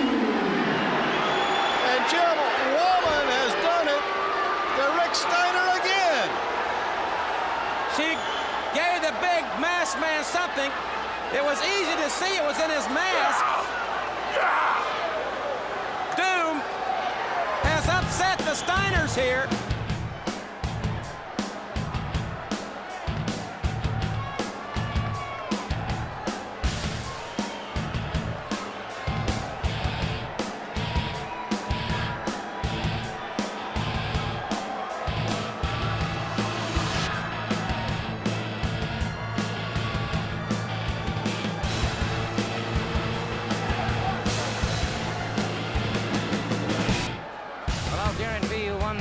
The Philadelphia Civic Center is not brimming full of brotherly love tonight, as we just discovered. And in just moments from now, the total package himself puts the U.S. Heavyweight Championship on the line. You know, Gordon Solie, this is the real deal, Brian Pillman. Your little exhibition skirmishes are over with. This is when you got the butterflies deep in the pit of your stomach, when it's all on the line. Big money, big reputations, a big match for all the marbles, for all the gold. And this is when you see, Brian Pillman, why I am the premier wrestler alive today. Why I stand above the wrestling world. The wrestling world is at my feet. I am the champion of the 90s. How many times have you been champion? Gordon Solie, I will be champion for as long as I want to be champion. Brian Pillman, that's what you find out right now.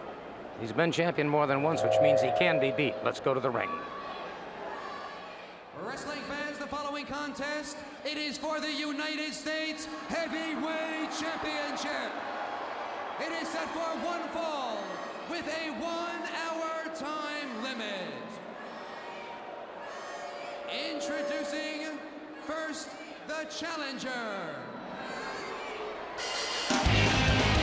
Ladies and gentlemen, from Cincinnati, Ohio, he weighs 227 pounds.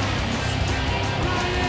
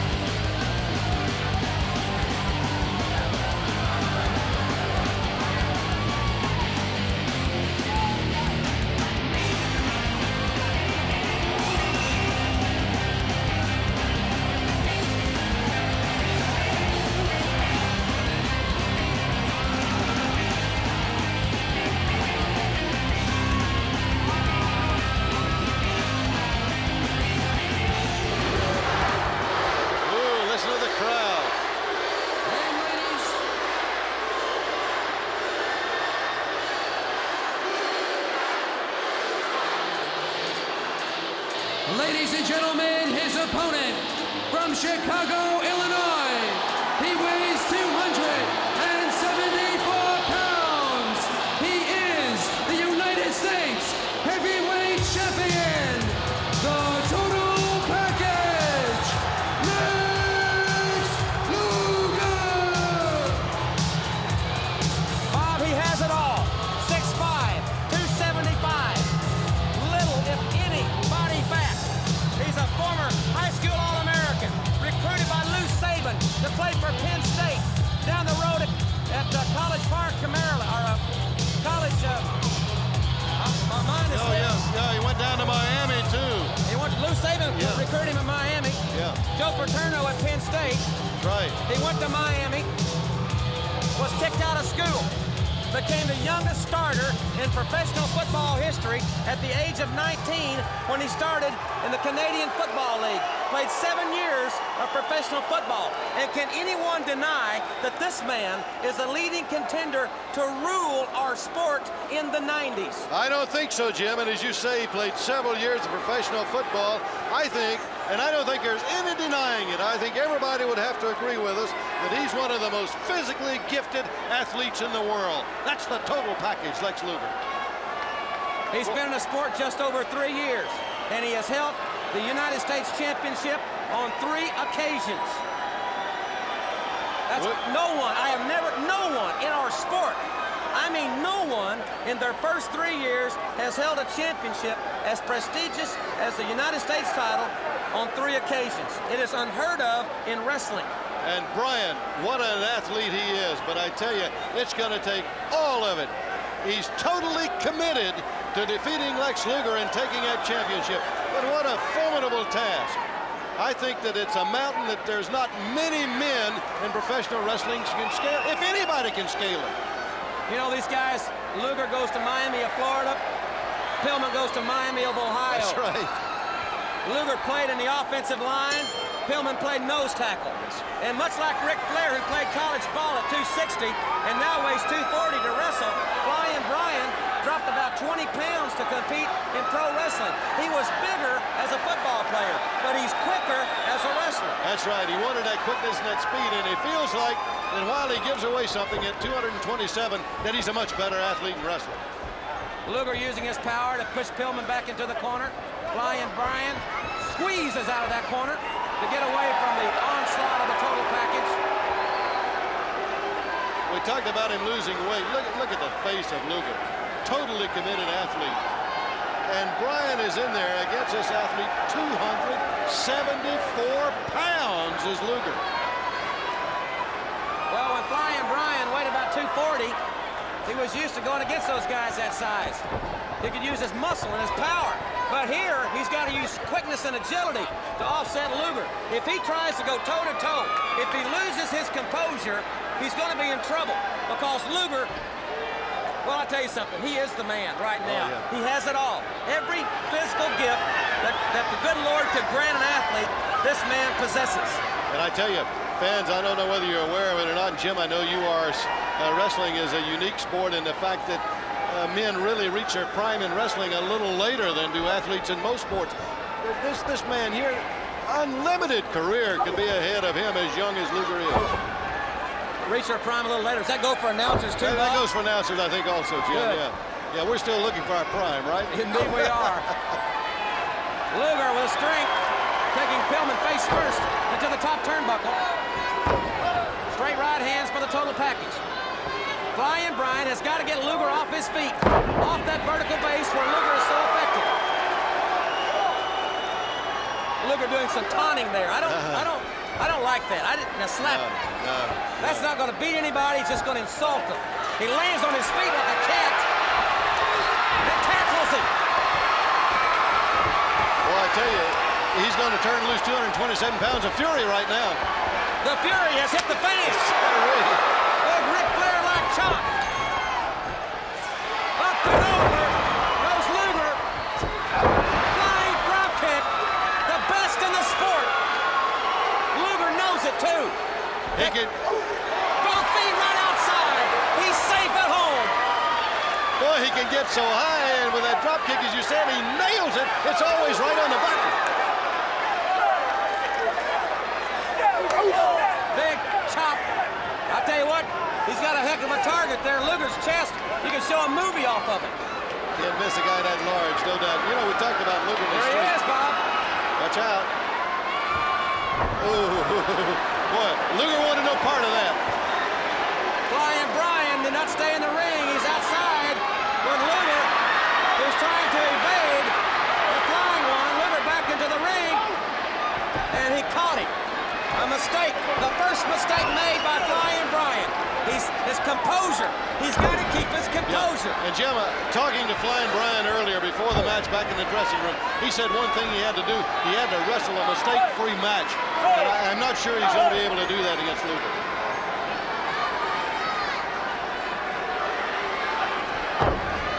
Great right hand by the total package.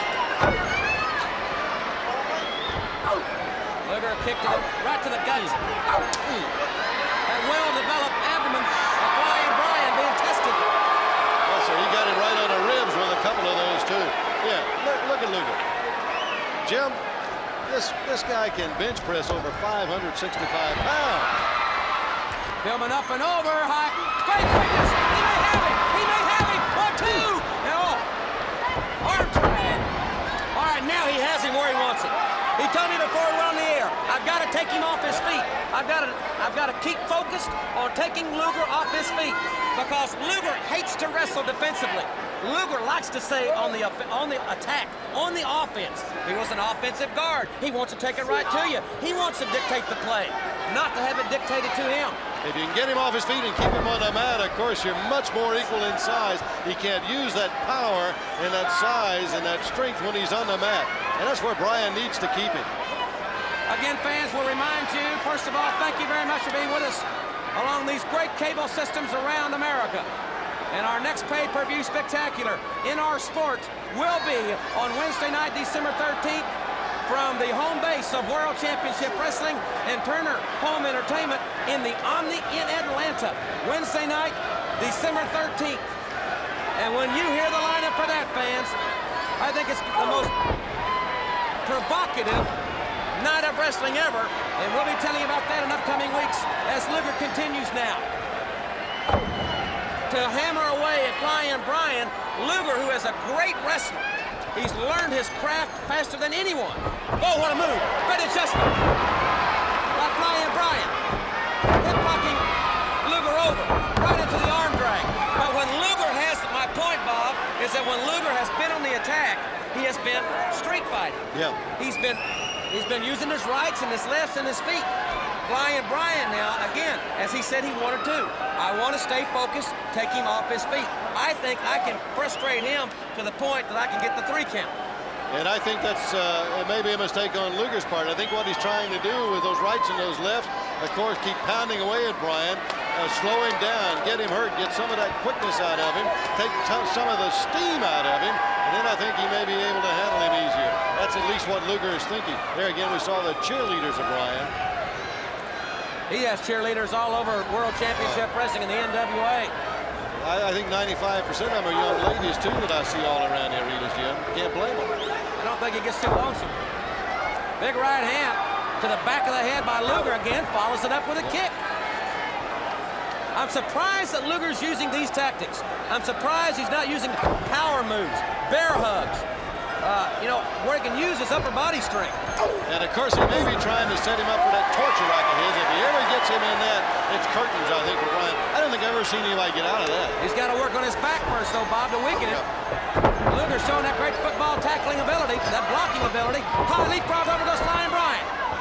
Catches Luger coming in deep for the hip lock. Follows him with that drop kick right to the button, and then another arm drag, and again taking Luger over. I'll tell you something, Luger's face tells the story. We'll get us right there. He doesn't look overconfident, does he? No, sirree. He knows he's in a battle, and he knows he's in a battle for survival. But I tell you, with all of the tools, the total package, I don't think there's any doubt. And of course, we use this word sometimes, and I think maybe we use it too often, but certainly, superstar status is this man here.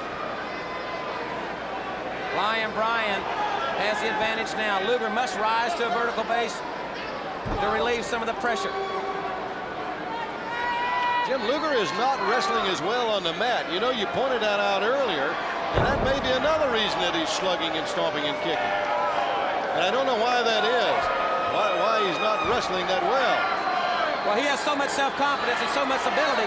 I'm sure that he thinks that he can take it right to Flying Brian and use his power and his strength just to finally overrun him, to overcome him. Yeah. But Flying Brian's not going for it.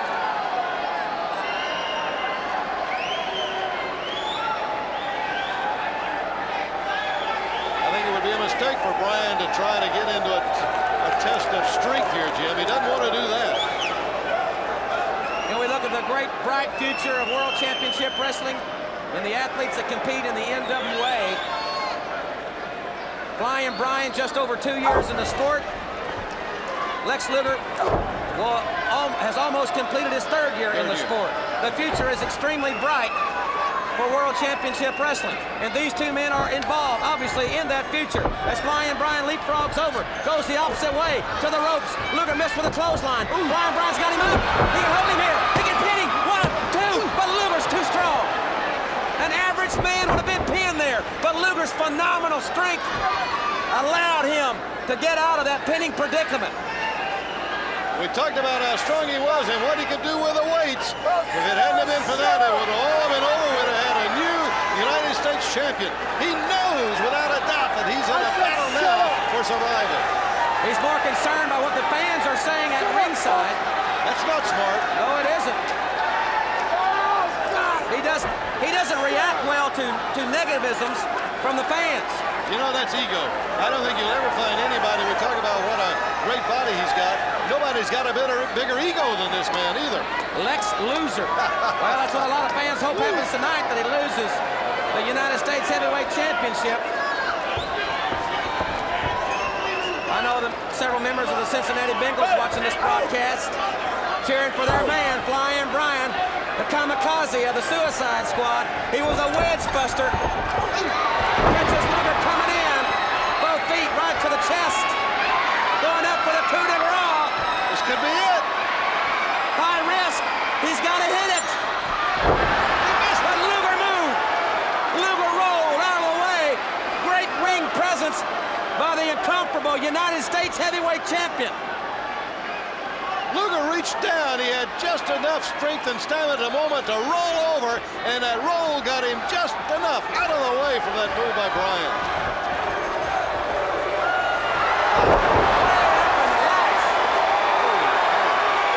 Awesome strength by Luger.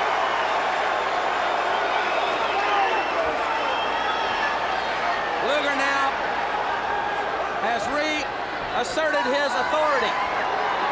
Dropping Flying Bryan right on the top turnbuckle.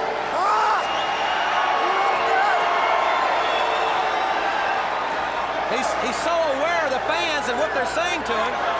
He's allowing Flying Bryan to get some more oxygen in those lungs. Again, he's not wrestling a very smart match. If he can... He's wrestling a great one, but it's not a smart one. What a clothesline. He has it all. You're looking at the man that will lead. He does it again. Wrestling into the 90s. And he knows it. Ric Flair-like chops from Flying Bryan. Kick to the abdomen of the total package. Another chop. A right hand to the head. And now Flying Bryan is fighting back. But Luger too much on this occasion. Another clothesline. Boy, you got to hand it to Luger. He is so quick for 275 from behind. He clipped him right in the back of the head. That's like getting hit by a freight train from behind. He is an awesome son of a gun, I'll tell you that.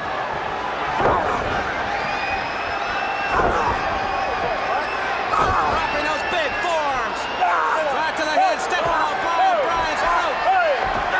That big size 14 shoe right across the throat. 274 pounds of pure muscle. There's not an ounce of fat on that body anywhere. He was a heck of an offensive guard in college and the pros. Standing vertical suplex, snaps it off, working on the lower back. He may be going to set him up for it, Jim. This is his normal modus operandi.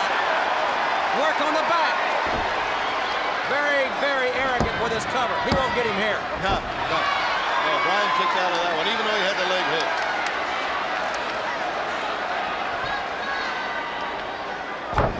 Luger dropping the elbow on the chest of Flying Bryan. Luger has been working on the back. Now he is high impacting the front side on the chest.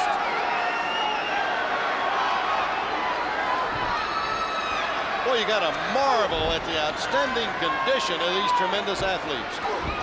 Jim, they take that pounding, they take those punches, and they keep coming back. It's unreal.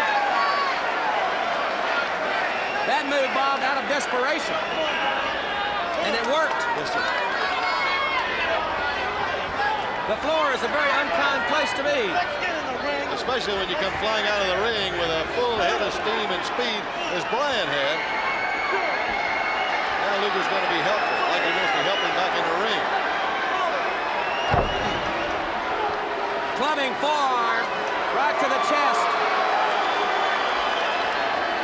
Luger is in control. The U.S. champion's in control. The Flying Bryan is fighting back. Sunset flip. Will he be able to hold him? No, Luger's too strong. Misses with a clothesline. And this could be the break the Flying Bryan needs. Luger went all the way out of the ring over the top rope. He had such force behind that tremendous swing. Big shot by Flying Bryan. Up on top of Luger.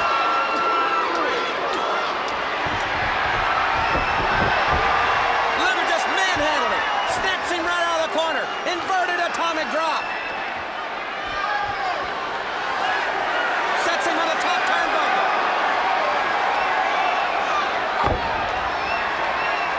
Is he going to set him up for the superplex or a slam? It's hard to figure out what he's got in mind as he's got him on that top turnbuckle. It might be the superplex here. Pillman's almost out of it, but not enough. He pushed Luger off. He's on the top rope. Up and over the sunset flip. 1, 2, but Luger with the feet to the head kicks out. But Flying Bryan's right back up, chopping away like chopping in a giant oak tree. Flying elbow by Pillman. Eric Pillman now ready to take off. And that crowd is resting at the moment very uneasily on the head of Big Lex Luger.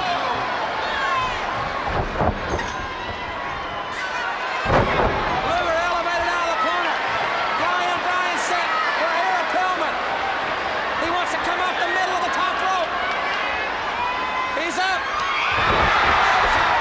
He's got him pinned, but Luger's too close to the ropes. He had him, Bob, but Luger was too close to the ropes. If it had been the center of the ring, you'd have had a new United States champion now. Pillman goes for the neck breaker. Once again going up top. Another high-risk move. Will it pay off here? He missed the drop kick off the top rope. A tragic mistake. Luger had enough of presence of thought when he saw Bryan up there to get out of the way, and he did it very quickly, just when he was in the air. No way Bryan could change the course. Luger going for the downs here. Catches him up. Drops him over the top rope with a hot shot. 1, 2, 3. Luger has won it. Ladies and gentlemen, the winner is the United States Heavyweight Champion, the Total Package, Lex Luger. Bob, we have to look back at the missed drop kick off the top rope. That unfortunate happening for Flying Bryan. One move can really turn it around, and one move very definitely turned it around here. Fans coming up. The irresistible force and the immovable object.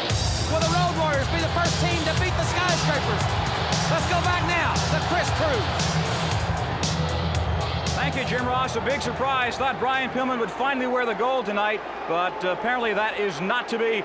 We are standing by live here in Philadelphia, just minutes away from the Road Warriors Skyscrapers match. Hawk, you are considered the best tag team in the history of professional wrestling, but can even the Road Warriors defeat the Skyscrapers?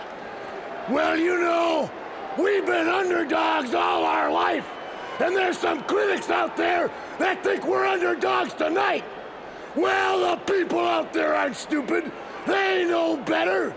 The Skyscrapers. Hey, who builds buildings, Paul? People do. And who tears them down? People do. Well, we're a couple of people that are gonna reduce them to rubble. Snack on danger, dine on death, Dead men don't make money. Tell them, Adam. You know, a lot of people in our sport today judge themselves on how much they can take by the hands of the Road Warriors. Not by anybody else, but by the Legion of Doom. That's why we're the #1 team in professional wrestling and Skyscrapers. You ain't gonna change that. All right, fans, let's go back to the ring now. Road Warriors and Skyscrapers live from Philadelphia. Ladies and gentlemen, the following contest, it is the Tag Team Challenge match. It is set for one fall with a 30-minute time limit. Introducing team number 1, Theodore Arnold presents from Metropolis. Total combined weight, 634 pounds. Distance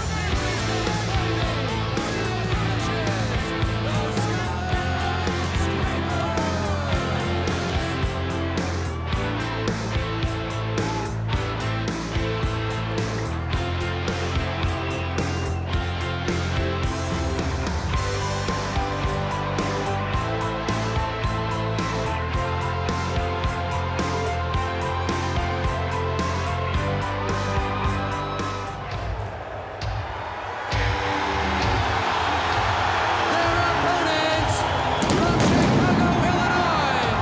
Total combined weight, 595 pounds. Accompanied by their manager, Precious Paul Ellering. Ladies and gentlemen, I present the Legion of Doom, the Road Warriors. They are appearing from the dungeon, so to speak, here in the Philadelphia Civic Center. Their reputation has been hard-fought and well-deserved. And Jim, I've been thinking and wondering about it. Is this where the present meets the future? We've been so, and I don't mean back to the future, but we've been talking so much about the Skyscrapers very definitely are the team of the 90s. I think here are two men that have very definitely ruled the 80s. Indeed, they have. More often than not, the tag team of the year in the last 6 years. We talked about Michael Hayes being the first man to bring music as in his entrances. The Road Warriors, the first men to wear the paint. Boy, when you talk about size, and look, you can look at Hawk, and nose to nose and eyeball to eyeball. Neither man's going to give an inch. And the fans have been around the Road Warriors know how big they are, but they both have to look up to the Skyscrapers. That's right. Hawk, who is a big and tall one, was standing there looking up to look into the eye of Sid Vicious. Oh, dude, you're talking about physical. I don't know that a ring can hold the physical activity we're going to see in this one. The Road Warriors will take on Spivey, who is 6'8", Vicious 6'9". The Road Warriors, former bouncers in Minneapolis. I bet that was one of the quietest establishments in captivity when they were policing them. I don't think they had to worry about any trouble in there, Jim. Oh, what is that? Is it Halloween already? Looked like a great Muda mask or something. Well, I've waited on this one a long time. Oh, man, I tell you, I've been wanting to see these four collide. You're talking about a collision. You're going to hear this bang for miles. Collar and elbow tie up. Spivey trying to get the early advantage to the left. Another left right to the kisser. But Animal reverses the clothesline. Nails him again. Tried to take him over the top, but Spivey at 6'8", well over 300, did not go. Did not go, and I was going to say, how many times have you seen it take two of those blows to get a man down? Normally, when Animal hits a man with that one tremendous forearm, he goes down like a rock. You know, I've said on our broadcast that I feel like the Road Warriors, for the first time in their career, going into a big match as the underdog. Certainly no disrespect meant to the Road Warriors. But until someone pins the Skyscrapers, they got to be favored. They beat everybody. And Hawk comes in, perhaps the more volatile of the Road Warriors. Boy, look at those definition in his shoulders and arms. Tremendous size and power here, but as we say, the Skyscrapers, they can match them, I think, in every respect. Look at that. Nobody giving an inch.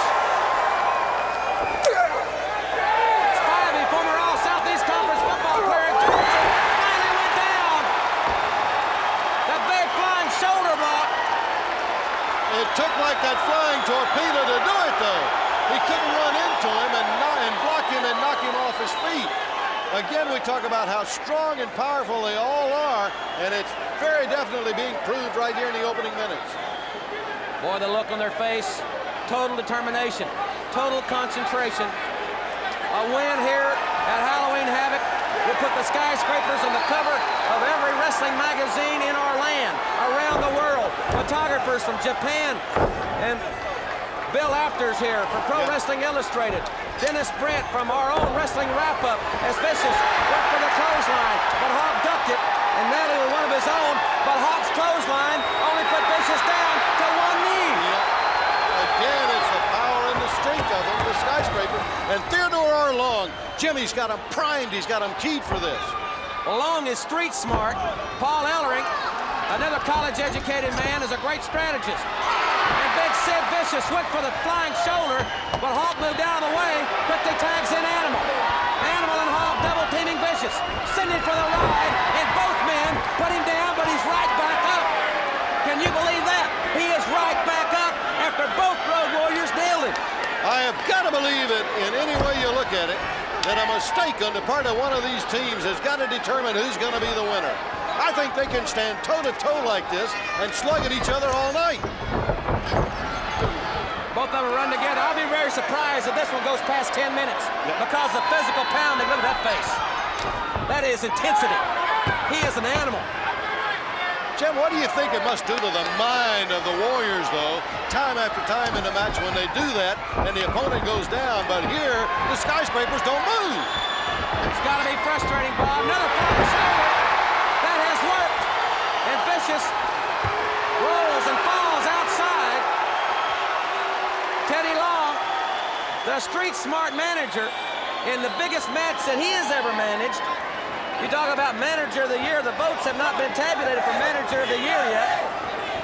If he wins it here tonight, his team, I should say, he may be a shoo-in.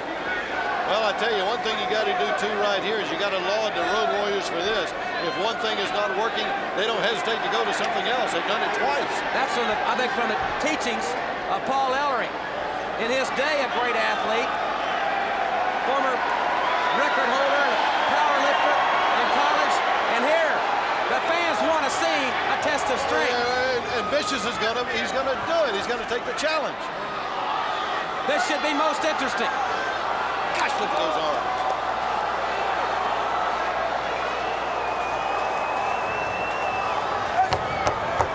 One would think Vicious would have the advantage strictly because of the leverage. He's 6'9". Well, these are big, big men. Man, I tell you, you don't walk into a store and buy a shirt to fit a body like that, do you, Jim? Look at the shoulders of Vicious. Gosh, Mosey, unreal. Another man that makes the future of World Championship Wrestling in the NWA bright. And the Road Warriors only been in the sport 6 years. Oh, coming back. Vicious can't hardly believe it. Bob pushing to the corner. Catapults him out, up and over. And nails him. I mean, brother, he nailed him with that clothesline. But Big Sid did not go down. Yeah, it's unreal that somebody can take blows that these two have taken and not go down or not back up. But Bob, they're human. They're made of flesh and bones just like everybody else. They just have a lot more flesh and bigger bones, I guess.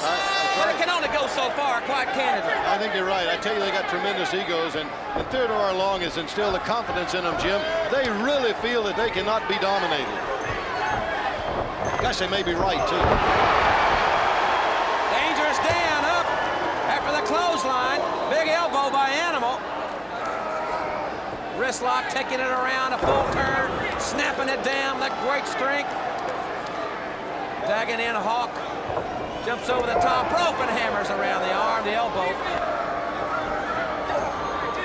But Spivey powered him right to the corner and tagged in Vicious. And this Vicious is something to behold, isn't he, Jim? Indeed he is.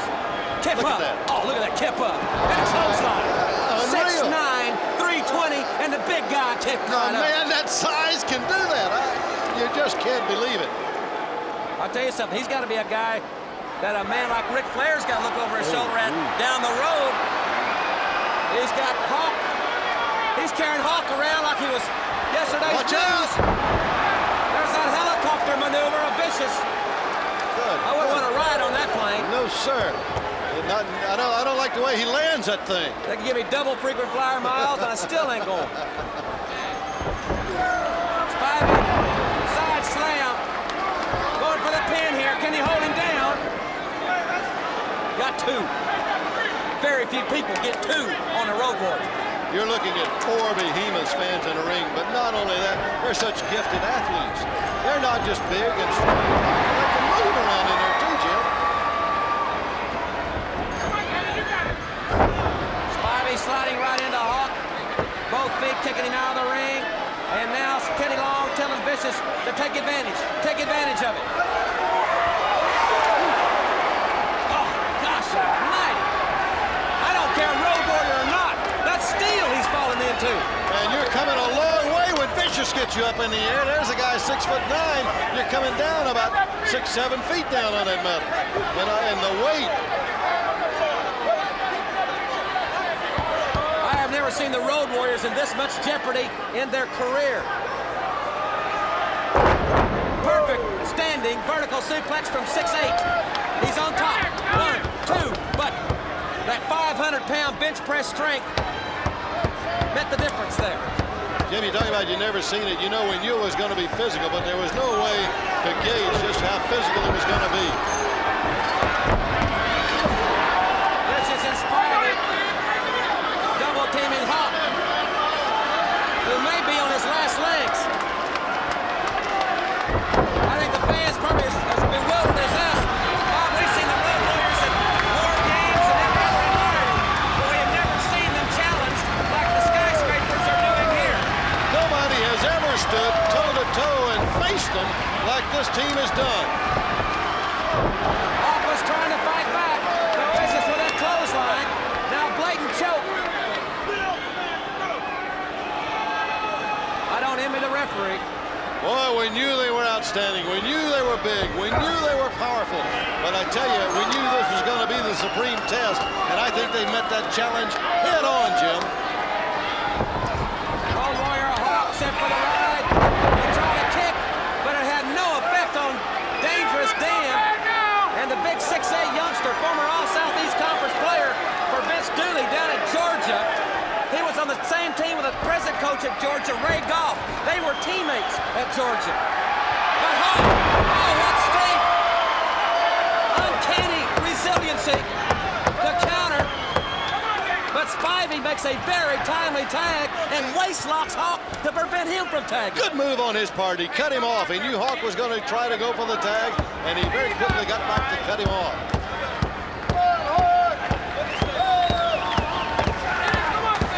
Teddy Long was so nervous before this match. He was pacing the floor. Well, I tell you, if I was a tag team in the NWA and I was watching this match, I think I might pack my bag, Jim. I might want to leave the territory in a hurry, because when you got four like this around, brother, you're looking at tough times ahead. Vicious had the front face lock, that massive arm around Hawk, but Hawk picked him up and made the tag. What happened? Whoa, where was the referee? The referee was over with Teddy Long. He did not see the tag. That's too bad for the Road Warriors. Oh, my heavens. Plain view tag, and he was just the other way. Spivey now, whipping Hawk in. Oh, big foot. Caught him right on the jaw.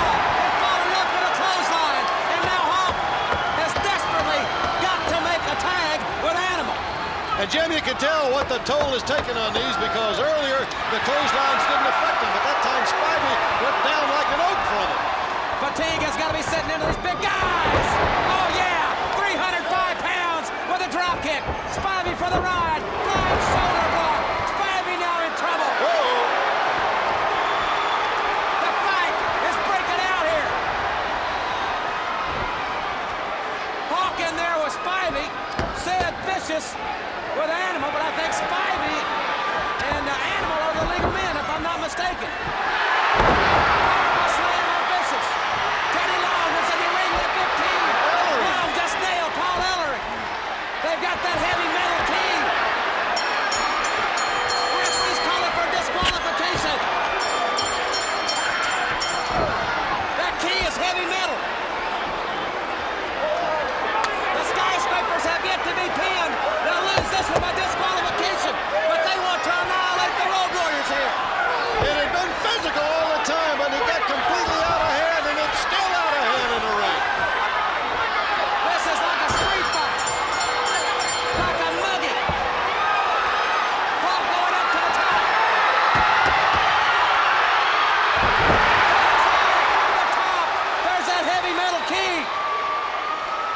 and Vicious fighting over it. Hulk has got it. The Road Warriors are going to win it by disqualification. And disqualified. The winners of the match, the Legion of Doom, the Road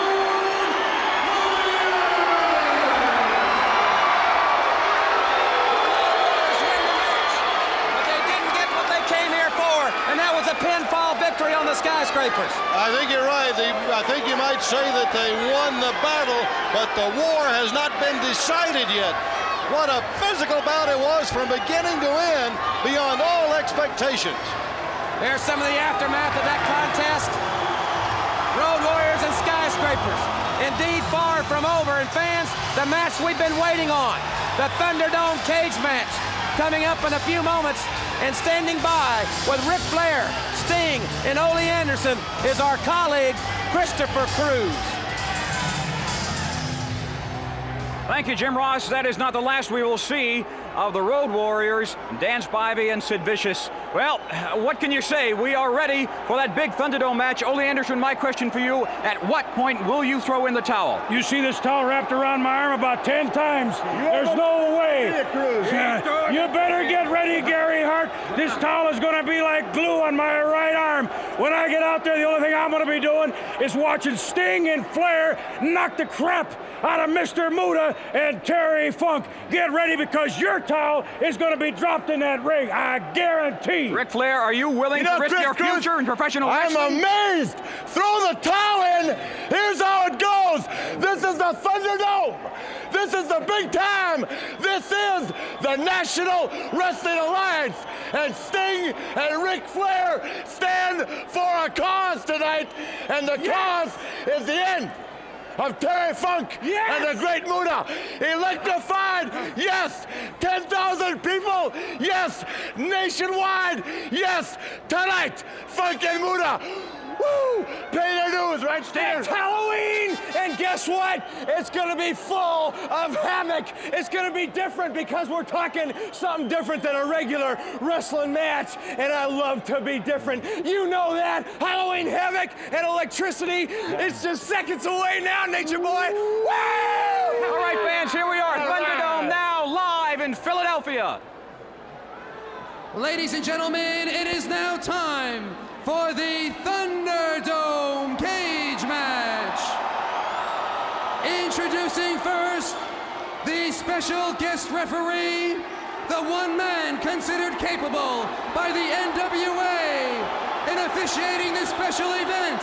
Ladies and gentlemen, I present the living legend of professional wrestling, Bruno Sammartino.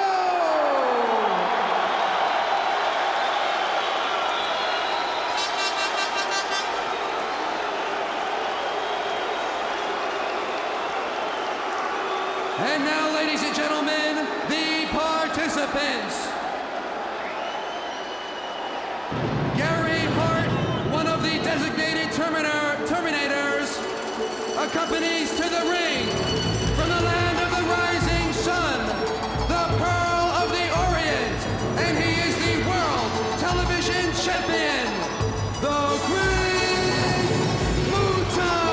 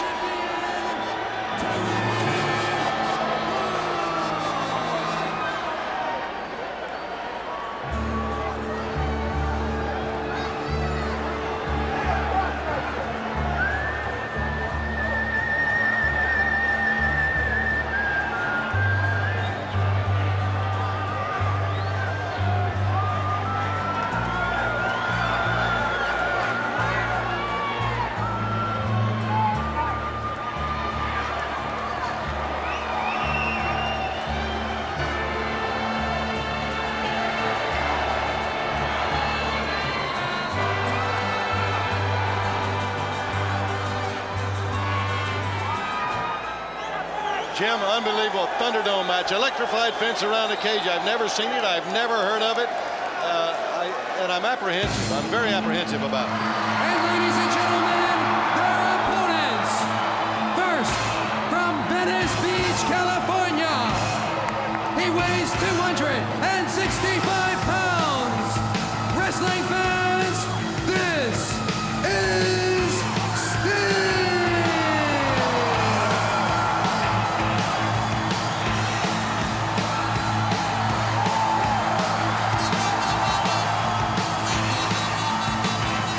Jim, we might let all the fans know that when all the participants do get into the ring, then this electrified fence, the Thunderdome, is going to be lowered down over it.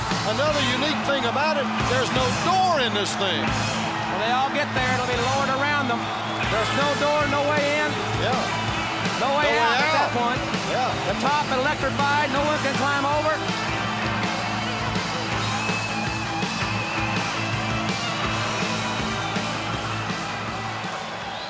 And ladies and gentlemen, his partner, he will be accompanied by his team's designated Terminator, The Rock, Ole Anderson.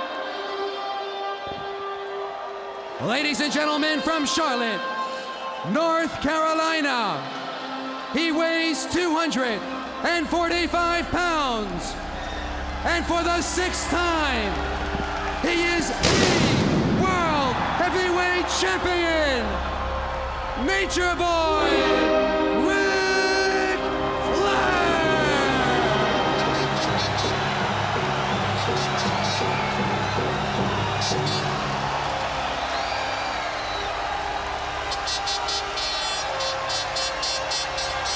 Well, Bob, you notice there's no beautiful women around Ric Flair as is normal. He is all business here. If there will be a party, it'll be after this one's over because he has been training hard, he and Sting. The question is, how far will Ole Anderson let it go? Gary Hart has the most to lose by letting it go too far because he makes his living off the productivity of the Great Muta and Terry Funk. I think you're 100% right, and Jim, we might again point out to the fans that are not aware of it, the only way the match can end, there's not going to be any falls. The only way it can end is the second or the designated Terminator, Ole Anderson or Gary Hart, the towel has got to go up. They got to submit. They got to say, hey, I want it over. I want to stop it. And they both vowed right to the very end that they're not going to do that. Momentarily, ladies and gentlemen, they'll be lowering the biggest cage ever erected for a professional wrestling event around the ring. 30 feet on a side. As we lower the Thunderdome cage, remember there are no disqualifications, no time limit. The match continues until either Gary Hart or Ole Anderson, the respective Terminators, throws in their towel to signify that a member of their team has had enough and submits. Bruno Sammartino, the living legend. Bruno won his first world title on May the 17th, 1963. It took him 47 seconds to win his first world's title, and he held it from 63 to 71. A feat that may never be accomplished again. 47 seconds. Unbelievable. And now as that cage is going to be lowered, Jim, I'm going to direct this to you because I want to make a point right here now. That cage is electrified.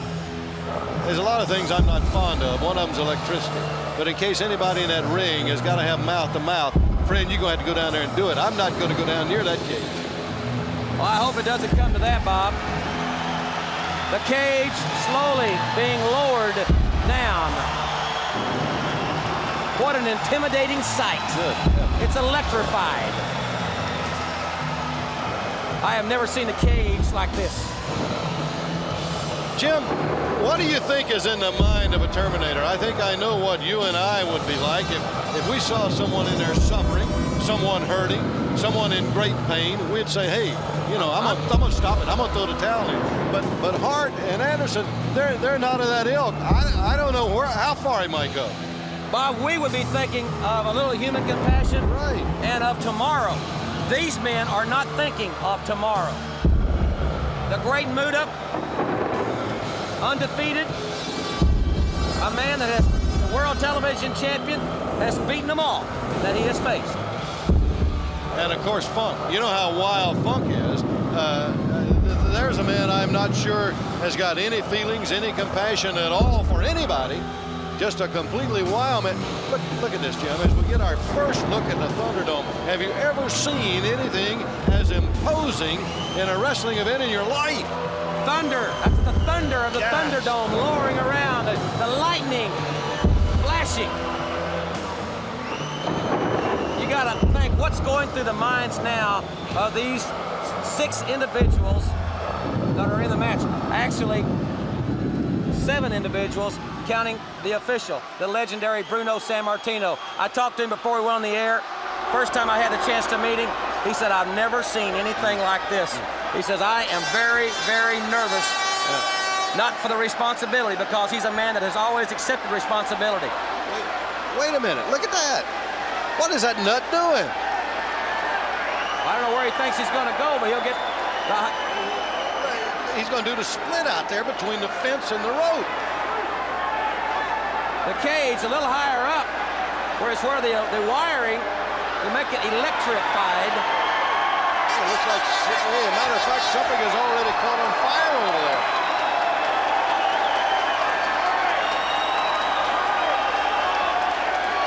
I told you, we talked about it being dangerous. Hey, we have never seen one either, fans. You're seeing it for the first time. Thanks to Turner Home Entertainment and World Championship Wrestling and your great cable company. Remember our next pay-per-view spectacular from the Omni in Atlanta. The great Muta sprays the fire. He gonna put it out. He put it out. Yeah, he'll put it out. I saw someone go running down with a fire extinguisher, and Muta said, I got my own. That's called coming prepared. Well, I'm glad that he put it on the fire, not in someone's face. What an apparatus. Completely surrounding the ring. I tell you what, we have to pat the brave cameraman on the back that's got a handheld inside that son of a gun. It's going to be Terry Funk and Ric Flair starting it out. Funk with a shoulder block, takes Flair down.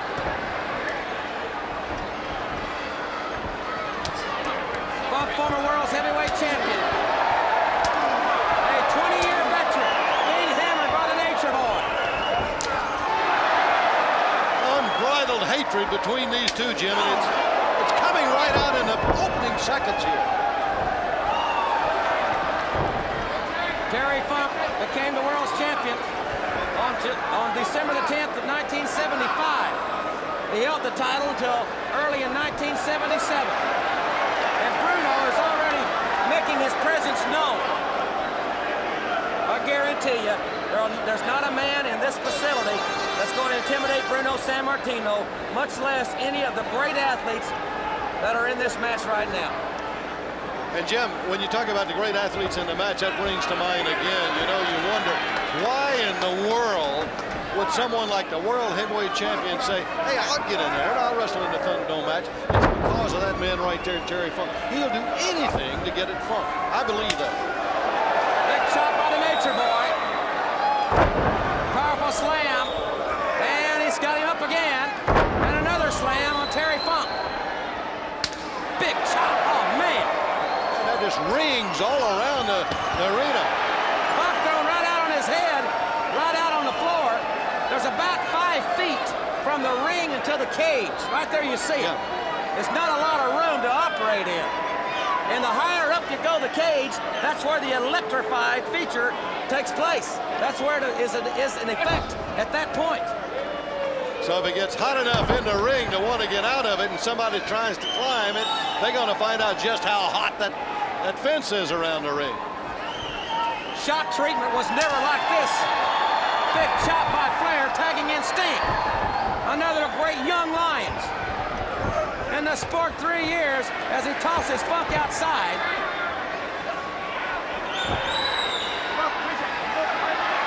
Watch out. Funk ran into the cage. attack Ole Anderson. He was going after Ole, but Sting was right behind him. That was a man he needed to worry about. I'll tell you something. Look at these designated terminators. We know Gary Hart has very little scruples, but his paycheck is on the line here. Ole Anderson, I made the comment on the wrestling hotline. And don't forget, fans, we'll have a live post-game show with Lance Russell, Joe Pedicino, Chris Cruz, Gordon Solie, Bob, and I. It's a special guest right after this event at 10 o'clock Eastern Time on the hotline. I made the comment on the hotline that I didn't think Ole Anderson could be trusted because of his track record. Ric Flair and Sting obviously think otherwise. Well, and you're talking about Gary Hart, and you're talking about his meal ticket, especially with a man that just went out of the ring, Muta. There's a man that we haven't seen defeated yet in the NWA. There's no telling how far Muta's going to go, and he's going to put a lot of gold in the pocket of Hart. I don't think Hart wants to see him seriously injured. Can you hear that? The competitive nature of National Wrestling Alliance and World Championship Wrestling. There is none else like this. And we appreciate the fans supporting pro wrestling wherever it may be. It's great sports entertainment, but none of it is as physical as this. Great dropkick by Sting, the youngster from Venice Beach, California. Started out as a member of a team called the Blade Runners.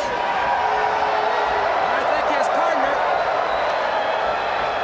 has not progressed like this kid has. Well, and yeah, and you talk about coming a long way in a short period of time. You know, Jimmy has been a professional wrestler very long. Not in terms of years, but he's already been a world television champion. He knows what championships are like, and he's going to see many of them.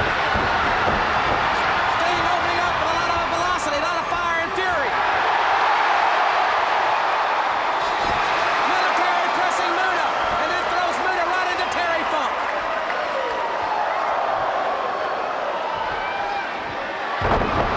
Great suplex by Sting on the undefeated television champion of the world, and now tagging in the man, Ric Flair. Went through wrestling training in 1972. It was 75 when he had his back broken.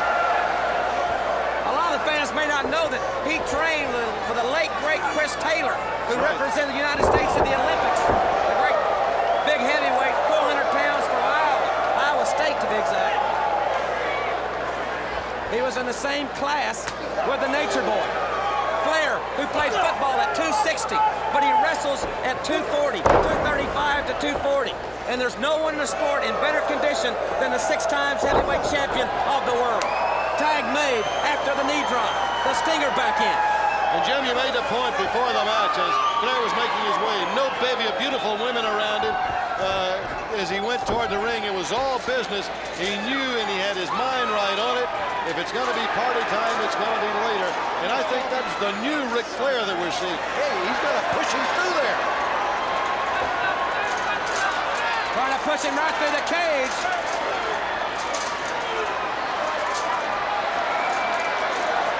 The bevy of photographers. There's Dennis Britt from the NWA's Wrestling Wrap-Up, the official magazine of World Championship Wrestling, covering this exclusively. Muta's so resilient, Bob. Oh, man. He's phenomenal. And you got to be careful. Anytime Muta's in the ring, Jim, he can hurt you so many different ways. He's got so many different moves. You can't be on the lookout for all of them. You got to be extremely careful when Muta's in there. It only takes one blow from him, and boy, he'll turn you right around. I think we're going to see a lot of submission-type maneuvers in this because, as you mentioned, Bob, falls are non-existent. Fans, if you're waiting for someone to win a fall, you'll be waiting forever because that's not the object of the game. The object is to punish someone so severely that the designated terminator, their second, whatever you like to call them, throw in the towel. And I think that's why, in Jim, nobody has gone for a pinhole. You haven't seen anybody try to pin him. It's going to be, let's see how bad I can hurt you. Let's see how bad I can wear you down. The eyes again. Boy, there's the equalizer. That'll stop an elephant in his track. Look at Funk choking Sting. Sting is the legal man in this match. Sting has got the Scorpion Deathlock clear, the figure 4.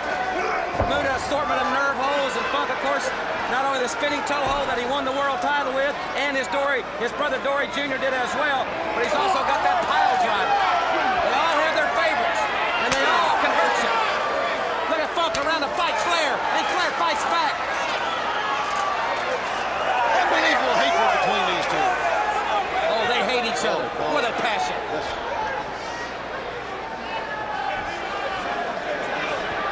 Front face lock. That quick into the standing suplex. He is so quick. Very little time to set his feet. He went right into the maneuver. Jim, I don't know of a better all-around athlete in sports than this man, Muta. He can do it all. He's got it all. Big shot by Flair. Throwing Muta over the top rope. Remember, no disqualifications in this. And there's Flair and Funk again.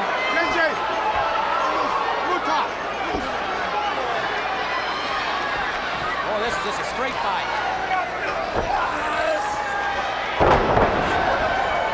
I'm waiting for someone to get a submission hold. A hold that really is putting some pain on to see what the second's going to do. The Terminator.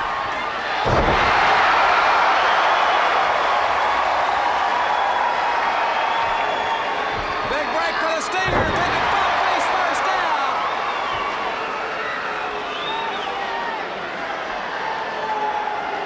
Man, I'll tell you something. We thought the Road Warrior Skyscraper wouldn't go long. How can this match go very long with the punishment that they're taking right now? I mean, it's everything but the kitchen sink thus far. Look at Sting's back there. Yeah, you're right. He's already got blood on it. I don't know whether that's a cut on his back or whether it came from somebody's nose or eye or something. It may be pain also from Muta's face. Could be.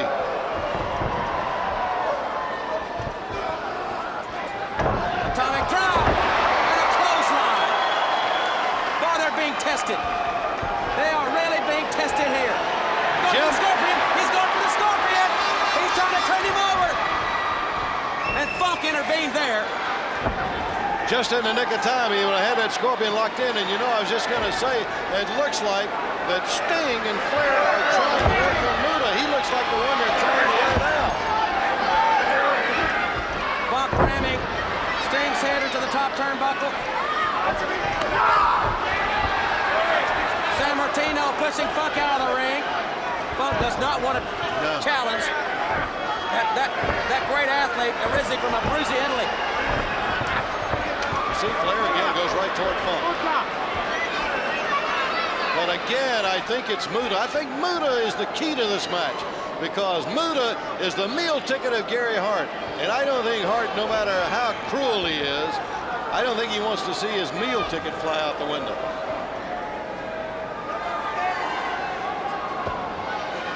Terry Funk trying to bushwhack Sting if he can here.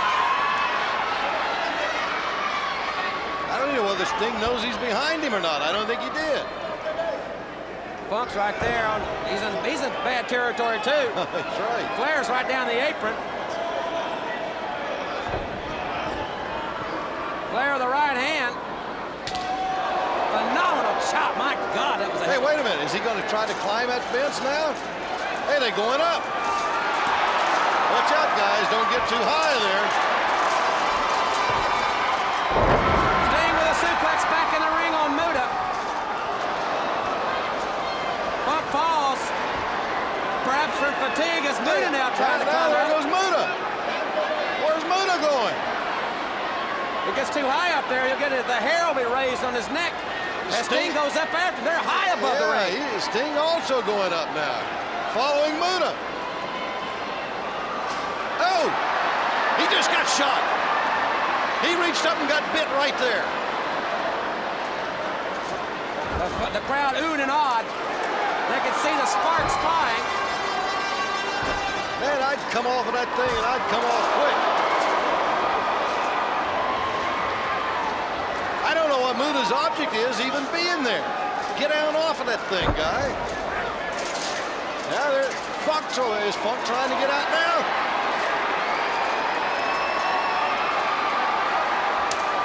Flair with a big chop. We'll keep our eye on Terry Funk as he goes up to the top there.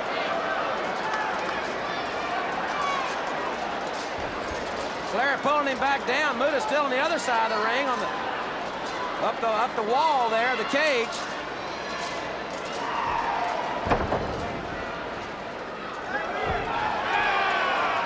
Sting now in trouble back in the ring. Ole Anderson on the far side. You can see him there keeping a close eye on it. And it's amazing that the bout. Hey, wait a minute. There goes Funk again up high. Flair right up there after him. Look at Funk hanging from the top of the cage, and Flair's chopping him like a tree.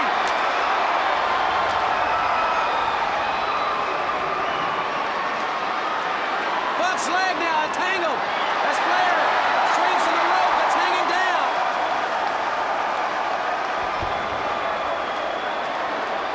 That's a very precarious and dangerous place for Funk to be now. He's going to be caught and hanged by the leg in that fence.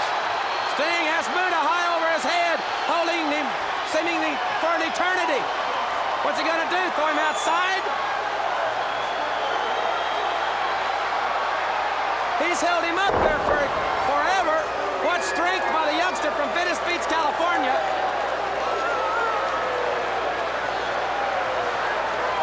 Oh, fuck. Oh, this one is... This is bizarre and as physical and unpredictable as anything we've witnessed. And fans, what is trying to call it, as we can see it here, right. The action is all over this thing. Funk is still hanging from the cage.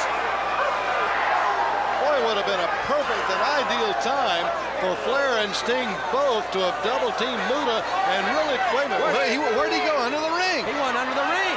What's under the ring? I would have... Sting with a rope there, rope hanging down. They can use that rope to their advantage.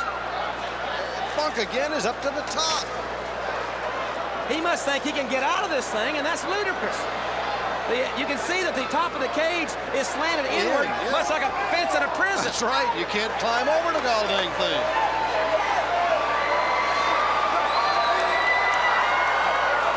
Flair rammed shoulder first into the cage by Muta, and Funk and Sting are still up the top.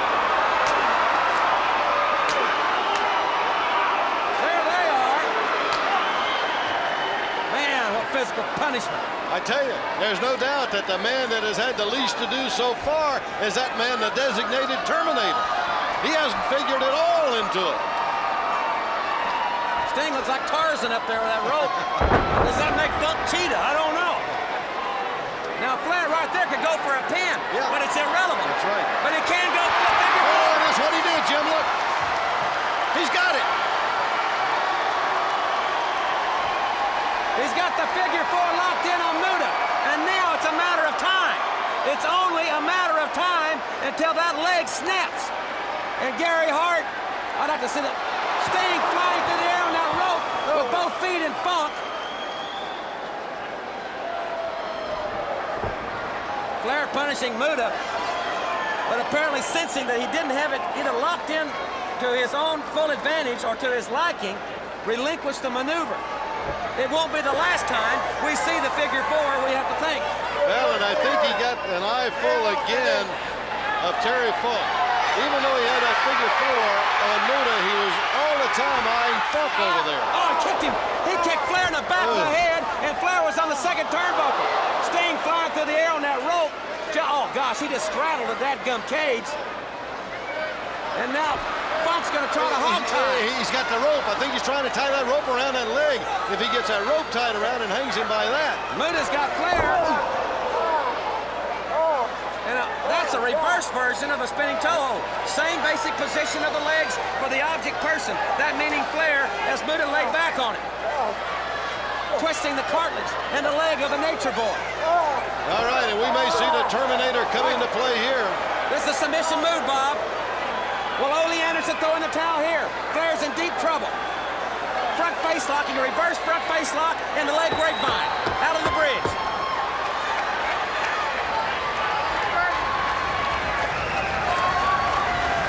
Sting, is he tied there? Is Sting tied to the cage? I think he's tied there. Hey, Ole's going up there to untie him. But it's giving Funk and Muta the opportunity to really try to to tear Flair up. Funk from West Texas put a half hitch and a hooey, as they say at rodeos. And there he is. And I tell you, talking about having trouble, Ole is having a lot of trouble with that rope around the leg of Sting. I still don't think he got the knot untied. Here comes the stunt pile driver. Remember, Flair on May 7th was injured by Terry Funk at Wrestle War 89. That's the night Flair regained the heavyweight championship of the world. Severe neck injury that he received from that pile driver, and still he hasn't got that rope untied. He's about to take a knife and cut it or something. Funk must have put one of those cowboy knots in there. Boy, this puts Flair in so much jeopardy. It allows the double team. Now, there's nothing the referee can do because there's absolutely no disqualification. I think Ole finally got Sting untied. And a roar went up from the crowd as Sting was Watch over. Sting with a rope. Here comes Tarzan. Oh, no. Oh, my God. He must have been 20 feet up in the air. What a death-defying leap by the Stinger. Complete disregard for his own body, Jim, when he came flying into the ring from so far away. And now Muta goes up the cage. Will he touch the wire? That's electrified. He's right up on top of it. Muta would like to, I guess, go to the land of the rising sun right now. He may be fried wonton if he gets onto that top very strongly. I don't know where he's trying to go. Again, Jim, we don't think it's possible. I don't see how anybody can climb over that thing.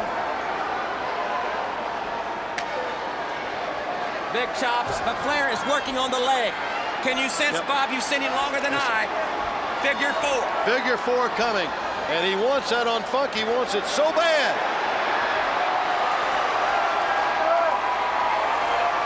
The hatred that he has for Funk, he just may try to break that leg off if he gets him in that figure four. Muta and Sting battling it out up on the cage, high above the ring.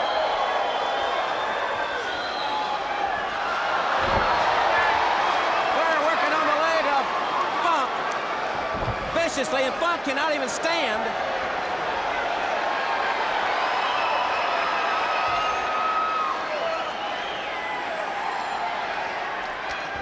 Again, I think it's important to mention that the designated Terminator hasn't even figured in the bout so far. Nobody's had a submission hold for that length of time. Well, this one started out as an Australian rules tag team event. In principle, it has turned into a Texas tornado tag where all four in the ring simultaneously. Muta says that's all for Sting, as Flair and Funk continue to beat each other to a pulp. Watch Muta on top. Oh, Lord. Well, if they have a boys' choir in Tokyo, he'll be a tenor. Yes, sir. And here comes a figure four from Flair. There it is. As you said, on that leg, Jim. Boy, you call that one. Right there. He's got the figure four. Look at Hart over there shaking his head and saying, no, no way. Sting coming off on Funk. Funk is being brutalized. He is literally being brutalized. And Gary Hart is not even have an inkling to throw the towel in. Once again, right off the top. Bruno just tagged Muta. He just nailed it. Flair has got the figure four locked in so deeply. There's Ole Anderson. There's a towel. What, the towel went up. A towel come in. Did he do it on purpose? I don't think he did. It must have been by an accident. The match is over. The match is over. Ladies and gentlemen, the winners of the Thunderdome match, the team of Sting and the Nature Boy, Ric Flair. What a tremendous conclusion to this event, but certainly not without some controversy, Bob. Jim, you're 100% right. I'm still not so sure that Hart meant to throw that in. I think it may have been by an accident. I think he got hit.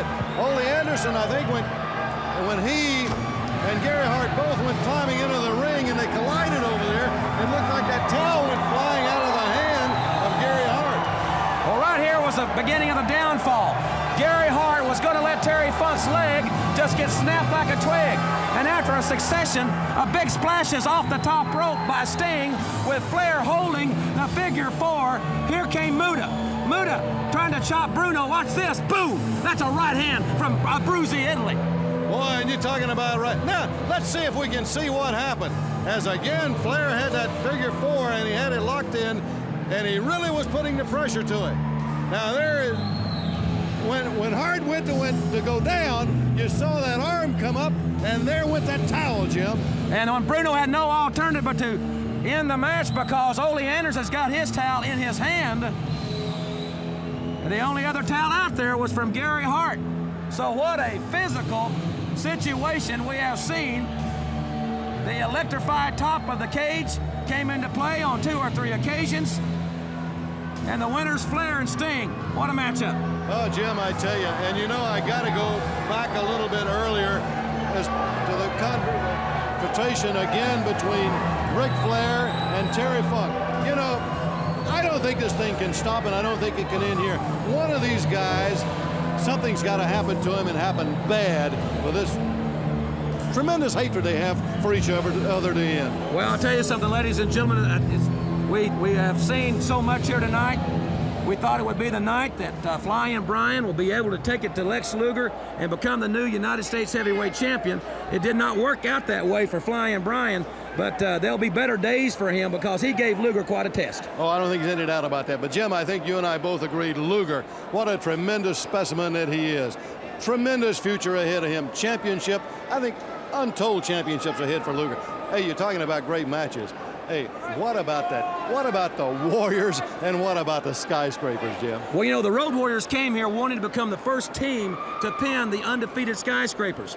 They did not accomplish that particular goal, but they did walk out of here with a no disqualification victory. But I think that it's be very safe to say that the Road Warriors certainly have not seen the last of the Skyscrapers and vice versa. You know, Bob, we do appreciate so much the fans joining us on pay-per-view. We'll be having our post-game show with Lance Russell and Joe Pedicino and many special guests. You can call 1-900.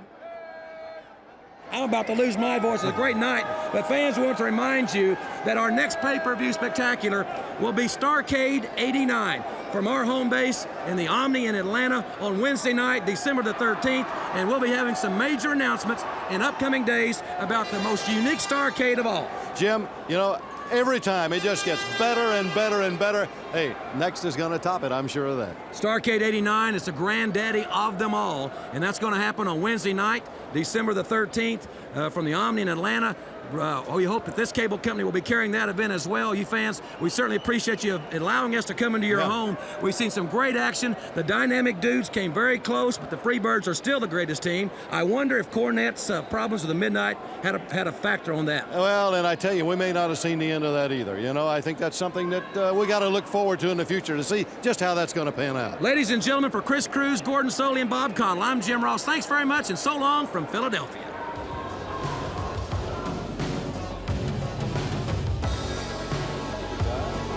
I started to say, I don't know why you're not.